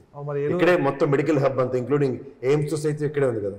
వాట్ ఇస్ ఇన్నోవేటివ్ అంటే ఇంకా అయితే ఏలూరుకి డెవలప్మెంట్ వద్దంటారా? ఎగ్జాక్ట్లీ, డెవలప్మెంట్ ఉంది కదా. Development. So development index health also. ఇప్పుడు ఏలూరుకి మెడికల్ కాలేజ్ వచ్చిందండి. Forget about Eluru medical college రావడం, బట్ సీట్స్ పెరిగినాయి కదా. Good. So more students are going to enroll and they're going to study more. Human education మీద ఈ ప్రభుత్వం ఫోకస్ చేస్తుంది. Human investment, growth, financial growth, companies దేని మీద కాన్సన్ట్రేట్ చేయట్లేదు చెప్పండి మీరు. మేజర్ ఇష్యూ ఏలూరు పార్లమెంట్ లో కొల్లేరు పొల్యూషన్ అనేది చాలా పెద్ద సమస్య. చాలా మంది ఎలక్షన్ స్లోగన్స్ లో నేను 15-20 ఏళ్ళుగా వింటున్నా, ఎలక్షన్ టైంలో కొల్లూరు పొల్యూషన్ ఏదో చేస్తున్నాను. As a young politician what is your? Definitely అండి, ఎందుకంటే పర్యావరణం కాపాడుకోకపోతే మనకి ఫ్యూచరే ఉండదు. డెఫినెట్లీ కొల్లేరు ప్రాంతంలో ఈ ఇష్యూస్ అన్నీ ఉన్నాయి. సో దీని గురించి ఒక అధ్యయనం చేసి, ప్లస్ అలానే కొల్లేరు ప్రాంతంలో ఎక్కువ మంచినీటి సమస్య ఉంది. కానీ జగన్మోహన్ రెడ్డి గారు వాటర్ గ్రిడ్ అది రెడీ అవుతుంది, ఆ పైప్ లైన్స్ వర్క్ కూడా జరుగుతుంది, ఇంకా కొంచెం మిగిలి ఉంది. అది కానీ అయితే మంచినీళ్ళ సప్లై అది కూడా అన్ని సెట్ అవుతాయి. మెయిన్ వాటర్ ప్రాబ్లం దాని మీద ఫోకస్ పెడదాం అనుకుంటున్నాను. అలానే పొల్యూషన్ మీద కూడా ఎటువంటి జాగ్రత్తలు తీసుకోవాలి, ఇంకా ఏం చేస్తే మనకి పొల్యూషన్ తగ్గుతుంది. ఈ 5 ఏళ్లలో మీరు ఏం చేశారు? అసలు ప్రభుత్వం ఏం చేస్తుంది పొల్యూషన్ దాన్ని తగ్గించడానికి? ఇప్పుడు మీరు కొత్తగా ఎలక్షన్ పోతున్నారు కానీ ప్రభుత్వం 5 ఏళ్ళ నుంచి ప్రభుత్వం డెఫినెట్ గా ఇప్పుడు దాకా అన్ని చర్యలు తీసుకుంది. ఆ ఫారెస్ట్ డిపార్ట్మెంట్ ద్వారా కానివ్వండి అన్ని పొల్యూషన్ తగ్గించడానికి ప్రతి చర్య తీసుకుంది ప్రభుత్వం. తీసుకోలేదు అంటానికి మనం సరిపోం. Definitely but already it can't happen overnight. But నేను వచ్చాక కూడా ఇంకా రీసెర్చ్ చేసి ఇంకా అదర్ ఫారెన్ కంట్రీస్ లో ఇలాంటి భౌగోళిక మన సిచ్యువేషన్ ఉన్న చోట్ల మన దేశంలో కానివ్వండి అదర్ కంట్రీస్ లో ఉన్న సిచ్యువేషన్స్ కానివ్వండి చూసి రేపు ఎటువంటి చర్యలు తీసుకుంటున్నారో ఇక్కడ కూడా ఇంప్లిమెంట్ చేసి డబ్బు ఖర్చు అయినా కూడా కేంద్ర ప్రభుత్వం ద్వారా కూడా మనం వర్క్ చేసి ట్రై చేస్తాను. అలానే ఏదైతే మన పోలవరం ఏరియా ఉందో పోలవరం ప్రాజెక్ట్ మీద దృష్టి పెడతాను. పోలవరం ఏరియాలో ఉన్న గిరిజనుల మీద ప్రత్యేక దృష్టి పెట్టి వారి జీవన ప్రమాణాలు పెరిగేలాగా వారు కూడా బయటికి వచ్చి మంచి పొజిషన్కి వచ్చేలాగా వారు కూడా మనతో కొంచెం డెవలప్మెంట్ అక్కడ తక్కువ ఉంది, మనతో పాటు ఈక్వల్ ఉండేలాగా డెవలప్మెంట్ కానివ్వండి. ఎందుకంటే కొన్ని ఏరియాస్కి వెళ్తే మొబైల్ సిగ్నల్స్ కూడా ఉండవు, చాలా ఇబ్బందులు పడతాం. నేను రికార్డ్ చేసి పెట్టుకుంటాను ఈ వీడియో రికార్డ్ చేసి పెట్టుకుంటాను. 5 ఏళ్ల తర్వాత I want to make a difference. 5 ఏళ్ల తర్వాత పోలవరం నిర్వాసితులకు ప్యాకేజీ పూర్తిగా కంప్లీట్ చేయిస్తాను.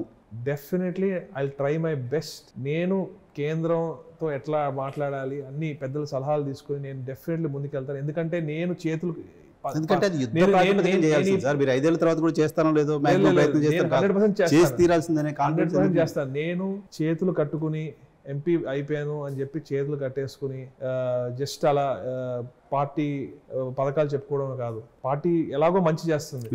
జగన్మోహన్ రెడ్డి గారు ఎలాగో ప్రతి పార్లమెంట్ సెక్షన్ లో సార్ పోలవరం నిర్వాసితుల కోసం బాధితుల కోసం ముఖ్యంగా వాళ్ళకి ముంపు ప్రాంత ప్రజల పరిరక్షణ కోసం ఒక స్లోగన్ మీద గ్యారంటీగా ఉంటుంది. అట్లీస్ట్ ఒక ప్లకార్డ్ అయినా చూపిస్తారు పార్లమెంట్ లో ప్రతిసారి. డెఫినెట్లీ అండి. నేను ఎవరిని కన్సల్ట్ చేయాలి, ఏ ఆ మినిస్ట్రీ దగ్గరికి వెళ్ళి మనకి ఎలా ఏం రావాలి ప్రతిదీ కూడా నేను ఒక టీమ్ని సెట్ చేసుకుని ఒక ప్లాన్ డిజైన్ చేసుకుని I work in that way. And also రేపొద్దున్న ఈ పార్లమెంట్లో డిఫరెన్స్ కనపడాలి. ఎందుకంటే నేను ఏదో వచ్చేసి ఎంపీ అని చెప్పి కూర్చోవడం కాదు. నేను I want to make a difference. I want to work really hard. ఎందుకంటే నేను రేపు పొద్దున గెలిస్తే జగన్మోహన్ రెడ్డి గారి ప్రతినిధిని అవుతాను. జగన్మోహన్ రెడ్డి గారికి మంచి పేరు తీసుకురావడమే నా ధ్యేయం. సో నేను ఆ విధంగా నేను ముందుకెళ్ళి పార్లమెంట్లో కానివ్వండి నా గళం వినిపించడంలో కానివ్వండి ఇక్కడ సమస్యలు నేను నా గళంలో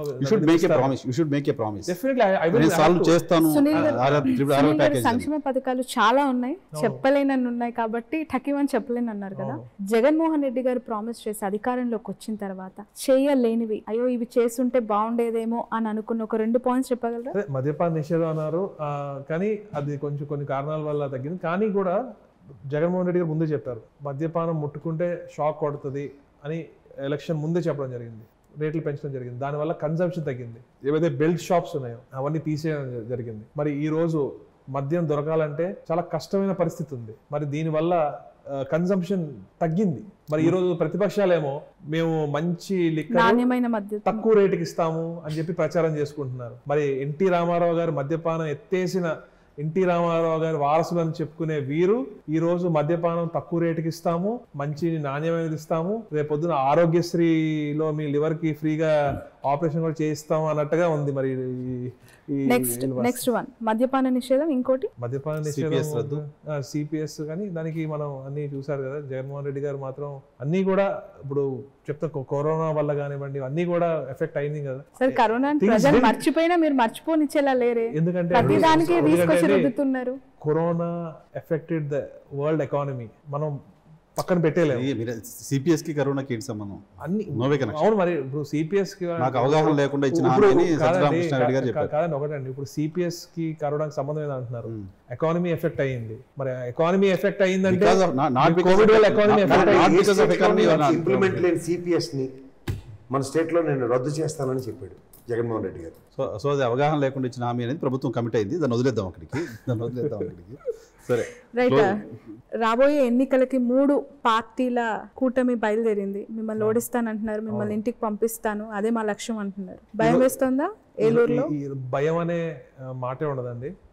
ఎందుకంటే ఈ రోజు ఇటు చంద్రబాబు నాయుడు గారు, పవన్ కళ్యాణ్ గారు, ఇటు పురంధేశ్వరి గారు కలిసినా కూడా కింద క్యాడర్ కలవలేదు. చంద్రబాబు నాయుడు గారు ముందే ఒకళ్ళు పిడిగుద్దులు గుద్దుకుంటున్నారు. అంత దయనీయమైన పరిస్థితిలో ఉన్నారు. ఈ రోజు అంబికా కృష్ణ గారు ఏలూరు పార్లమెంట్కి మేము టీడీపీకి సపోర్ట్ చేయట్లేదు, మాకు తపనా చౌదరి గారికి సీట్ ఇవ్వాలి, టీడీపీ బీజేపీ వేరు, ఆర్ఎస్ఎస్ బీజేపీ వేరు, ఇప్పుడు టీడీపీ బీజేపీ వాళ్ళకే సీట్లు వచ్చినాయి అని చెప్పి ఒక సీనియర్ లీడర్ అంటున్నారంటే ఇక్కడ వాళ్ళు ఎంత దయనీయమైన పరిస్థితిలో అర్థం చేసుకోవచ్చు. మీరు కూడా కంటే ఎక్కువ అవతల వాళ్ళు కలవట్లేదులే, వాళ్ళ డిస్టర్బెన్స్ ఉందిలే, పవన్ కళ్యాణ్ ముఖ్యమంత్రి కాదంటున్నారు కాబట్టి వాళ్ళు ఓట్లేదులే, వీటి మీద ఎక్కువ ఆధారపడుతున్నారు. అలా ఏమి ఉండదండి. ఎందుకంటే ఇప్పుడు ప్రజలు కూడా అన్ని గమనిస్తూ ఉంటారు కదండి. ఎవరు ఏంటి, జగన్మోహన్ రెడ్డి గారు ఏంటి, ఒకటే లైన్ లో వెళ్తా ఉంటారు. మీ పార్లమెంట్ కాన్స్టిట్యూన్సీ గురించి మాట్లాడదాం. ఎందుకు పుట్టా మహేష్ యాదవ్ ఓటేయకూడదు, ఎందుకు సునీల్ కుమార్ యాదవ్ ఓటేయాలంటే ఏంటి, ఒక 2 పాయింట్స్ చెప్పండి. సింపుల్ అండి. సునీల్ కుమార్ యాదవ్ ఈ గడ్డ బిడ్డని, నేను ఇక్కడ కల్చర్ కానివ్వండి, ఇక్కడ యాస భాష అన్నీ తెలిసినోడిని, ఇక్కడ ప్రజలతో సంబంధాలు ఉన్నోడిని, నాయకులతో సత్సంబంధాలు ఉన్నోడిని, ఇక్కడ ప్రాబ్లమ్స్ తెలిసినోడిని, ఇంకా ఇక్కడ బంధువర్గం ఉంది, నాయకులతో మంచి సంబంధాలు ఉన్నాయి. సో ఏదైనా చేయగలుగుతాను అంటే వెంటనే నాకు ఎక్కడ ప్రాబ్లం వస్తే ఏం చేయగలుగుతాను ఏంటి అవన్నీ నాకు అవగాహన ఉంది. ఇప్పుడు ఎక్కడో కడప నుంచి వస్తే అక్కడ సమస్యలు వేరు. మీరు చెప్తున్న మీ స్ట్రెంత్ మిగతా చాలా చోట్ల మీ అభ్యర్థులకు వీక్నెస్ అవుతుంది. చెవిరెడ్డి భాస్కర్ రెడ్డి గారిని తిరుపతి నుంచి తెచ్చి ఒంగోలులో పెట్టారు, నెల్లూరు నుంచి అనిల్ తీసుకొచ్చి నర్సరావుపేటలో పెట్టారు. ఇప్పుడు ఒకటి చెప్తానండి, గతంలో మేకపాటి గారు కూడా నెల్లూరులో గెలవడం జరిగింది, ఇక్కడ నర్సరావుపేటలో గెలిచారు. నర్సరావుపేటలో గెలవడం జరిగింది, నర్సరావుపేటలో గెలిచారు మేకపాటి గారు కూడా. మరి గతంలో బాలశౌరి గారు ఇటు ఇది చెప్పాలంటే అట్లే మహేష్ గారు ఇప్పుడు నెల్లూరుకి చెందిన మన ఈయన పేరేంటి లగడపాటి గారు కూడా విజయవాడలో గెలిచారు. ఎగ్జాక్ట్లీ మా వెస్ట్ గోదావరిలో మేము కొంచెం డిఫరెంట్ అండి. I think I feel. ఎందుకంటే మాకు ఆర్ కల్చర్ కానివ్వండి, మేము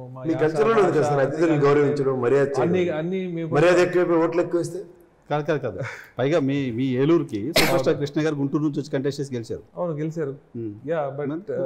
లోకల్ కాదు కదా, వాళ్ళ మిస్సెస్ ఇక్కడ కైకలూరే కదండి. అప్పుడు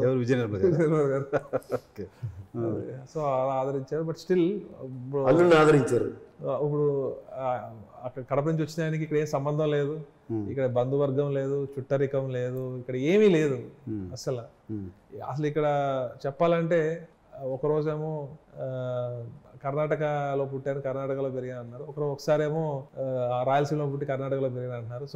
సో మీకు ఎమ్మెల్యేల మద్దతు ఉంది, బంధువులు ఉన్నారు, మీకు బలం ఉంది, సమస్య తెలుసు. ఓకే, పుట్టా మహేష్ యాదవ్ వెనుక 3 పార్టీలు ఉన్నాయి, 3 నాయకులు ఉన్నారు, ఆర్థిక అండదండలు ఉన్నాయి, 0.85% ఉన్న బీజేపీ ఉంది, ఓట్లు లేని జనసేనకులు ఉన్న జనసేన పార్టీ ఉంది, ఎంపీ సీట్లు ఎంపీ లేక ఎంపీ కంటెస్టెంట్స్ లేక ఒక 0.85% ఓట్ షేర్ ఉన్న పార్టీకి 6 ఎంపీ సీట్లు ఇచ్చిన ఒక బలహీనమైన ఒక పార్టీ ఉంది. మరి ఎట్లా ఉందంటే ఒక పంచర్ అయిన 3 చక్రాల రిక్షాలా ఉంది. అంటే మీ ఏలూరులో ఇప్పుడు 7 వైఎస్ఆర్సీపీ గెలిచింది కదా అప్పుడు కదా. అవును. సో తెలుగుదేశం ప్రెజెన్స్ లేని దగ్గర లేదు, మీ పని సులువు అవుతుందని ఎందుకు చెప్పరు? చాలా సులువు అవుతుంది. ఇప్పుడు పోలవరం ఉంది జనసేన, అది చాలా ఈజీగా ఉంటుంది.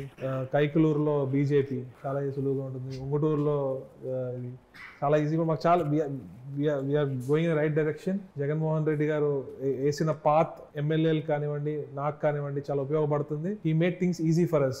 చాలా చోట్ల జగన్మోహన్ రెడ్డి గారు అభ్యర్థులను మార్చడానికి చెప్పిన కారణం ప్రభుత్వం పైన పాజిటివ్ ఫ్యాక్టర్ ఉన్నా, జగన్మోహన్ రెడ్డి గారి సర్కార్ పైన పాజిటివ్ ఫ్యాక్టర్ ఉన్నా, ఎంతో కొంత అభ్యర్థికి సంబంధించిన ఇది కూడా ఉంటుంది కాబట్టి మారుస్తున్నామని. సో మీ పార్లమెంట్ కాన్స్టిట్యూన్సీలో మీకు ఒక 5 లక్షల ఓట్లు వచ్చాయంటే మీ ఓట్లన్నీ జగన్ గారి ఓట్లన్నీ?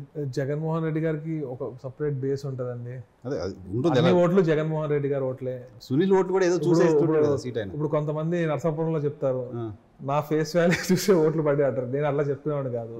జగన్మోహన్ రెడ్డి గారు వేసిన పాత్, జగన్మోహన్ రెడ్డి గారు గత 2-3 ఏళ్ళ నుంచి గడప గడప చేయమంటాం కానివ్వండి, ఈ అభివృద్ధి సంక్షేమ పథకాలు కాదు. జగన్మోహన్ రెడ్డి గారు జపం చేయడంలో అసలు జగన్మోహన్ రెడ్డి గారు ఒకటండి, మా చరిష్మా ఏదన్నా అంతా జస్ట్ కొంచెం యాడ్ అవుతుంది తప్ప ఎంత పర్సెంటేజ్ అనేది ఎంత పర్సెంటేజ్ అంటే I really can't say, but it just different constituencies లో డిఫరెంట్ గా ఉంటది. ఎమ్మెల్యే ఎంపీ ఫ్లేయర్ కొంచెం యాడ్ అవుతుంది తప్ప 60-40 మాక్సిమం జగన్మోహన్ రెడ్డి గారి వల్లే. ఫస్ట్ చాలా మంది నర్సాపురంలో కూడా జగన్మోహన్ రెడ్డి గారి వల్లే గెలిచారని బల్లగుద్ది. బాగా ఇంట్రెస్ట్ తర్వాత నా ఫేస్ వాల్యూ వల్లే గెలిచారని చెప్పి నేను ఎవరు చెప్పుకోవడం వాళ్ళైతే కాదు. మొత్తం ఫేస్ వాల్యూ అంతా జగన్మోహన్ రెడ్డి గారు చెప్తున్నారు. 100% జగన్మోహన్ రెడ్డి గారి వల్లే మాక్సిమం. ఏదైనా చిన్న ఏదైనా కొంచెం యాడ్ అయితే ఎమ్మెల్యేలు ఎంపీల వల్ల ఏదైనా లైట్ గా ఉంటుంది తప్ప మాక్సిమం జగన్మోహన్ రెడ్డి గారు. సునీల్ గారు, పాలిటిక్స్ కి కావాల్సింది ఏంటి? లక్క, ట్రస్టా, హార్డ్ వర్క్? పాలిటిక్స్ కావాల్సింది ఫస్ట్ లక్ అండి, హార్డ్ వర్క్, తర్వాత జగన్మోహన్ రెడ్డి గారు ఆశీస్సులు అంతే. నా విషయంలో అయితే ప్యూర్ లక్ అండి. ఎందుకంటే హార్డ్ వర్క్ ఏం లేదు కదా. హార్డ్ వర్క్ అంటే ఉంది, అంటే బ్యాక్ ఎండ్ లో ఉండింది. అంటే నా హార్డ్ వర్క్ ఏదో తెలిసిన వారికి తెలుసు, వాళ్ళకి తెలుసు. జగన్మోహన్ రెడ్డి గారికి తెలుసు, జగన్మోహన్ రెడ్డి గారు తెలుసు, జగన్మోహన్ రెడ్డి గారి పక్కన వాళ్ళకి క్లోజ్ వాళ్ళకి కూడా తెలుసు, ఇక్కడ ఉన్న కొంతమందికి కూడా తెలుసు. అట్లా ఇక్కడ టాపిక్ డైవర్ట్ అయ్యింది. త్రిబుల్ ఆర్ దగ్గర మీరు ఏదో బాగా ఇంట్రెస్ట్ ఉన్నారు మాట్లాడటానికి. అదే ఇప్పుడు పార్టీకి ఉంటే పార్టీ తల్లి లాంటిది, లాయల్ గా ఉండాలి. ఈగోస్ కి పోతే చివరికి ఎటు కాకుండా మిగిలిపోతారు. మాగుంట గారు ఇక్కడ మన నాకు తెలియదు కానీ ముగ్గురు అలాని కాదు. నర్సాపురం గురించి అయితే నేను చెప్పగలుగుతాను. ఒక రాంగ్ డైరెక్షన్ లో గైడ్ చేసి, రఘురామకృష్ణరాజు గారు అంటే మాకు ఫ్యామిలీ ఫ్రెండ్ గా ఉండేవారు. పాపం ఆయన్ని రాంగ్ గైడెన్స్ ఇచ్చి రోజు ఆ పచ్చ కూర్చోబెట్టుకుని పచ్చ ఛానల్స్ లో మాట్లాడిచ్చి ఆయన క్యారెక్టర్ ని పాడు చేసి ఈరోజు ఆయన టికెట్ లేకుండా వాడుకుని డస్ట్బిన్ లో పడేశారు. మీలాంటి వాళ్ళు సలహా ఇవ్వచ్చు కదండి. పాపం జగన్ గారు ఆయనకు టికెట్ రాకుండా చేశారని చెప్పి ఆయన కమెంట్స్ చేస్తున్నారు కదా. అంటే జగన్ గారు అంత పవర్ఫుల్ అని చెప్పి వాళ్ళే ఒప్పుకుంటున్నారు. ఒక జాతీయ పార్టీలో కూడా టికెట్స్ డిసైడ్ చేస్తారంటే జగన్మోహన్ రెడ్డి గారు అంత పవర్ఫుల్ అని వాళ్ళు చెప్పుకుంటున్నారు. నిజమైతే జగన్మోహన్ రెడ్డి గారు ఇస్ వెరీ గ్రేట్ అంతే. అద్భుతంగా అన్ని ప్రశ్నలకి సమాధానం చెప్తూ ఉన్నారు, ప్రతిదీ కూడా ఆన్సర్ చేయడానికి ప్రయత్నం చేస్తూ ఉన్నారు. రాజకీయ ఓనమానాలు నేర్చుకుని తండ్రి దగ్గర, జగన్మోహన్ రెడ్డి గారి దగ్గర, ఇద్దరి దగ్గర ఇప్పుడు హీరోస్ అని ఉంటారు కదా. నాకు మా father hero, Jaganmohan Reddy political గురువు అంటే అన్ని చూసి నేర్చుకోవడం అండి. కానీ జగన్మోహన్ రెడ్డి గారు is my inspiration. My father is my hero and my inspiration as well. But Jaganmohan Reddy గారు ద వే, అంటే నేను ఈ జనరేషన్లో ఇలాంటి పొలిటీషియన్ ని మన కంట్రీలో ఎక్కడ ఎవరున్నారండి who thinks about feeding the kids the right nutrition, you know, and also giving the kids tabs కానీ, బ్యాగ్స్, బుక్స్, బట్టలు కానివ్వండి, ఇవన్నీ which leader thinks you know in such a way. గతంలో ఎక్కడైనా ఇలా ఉందా?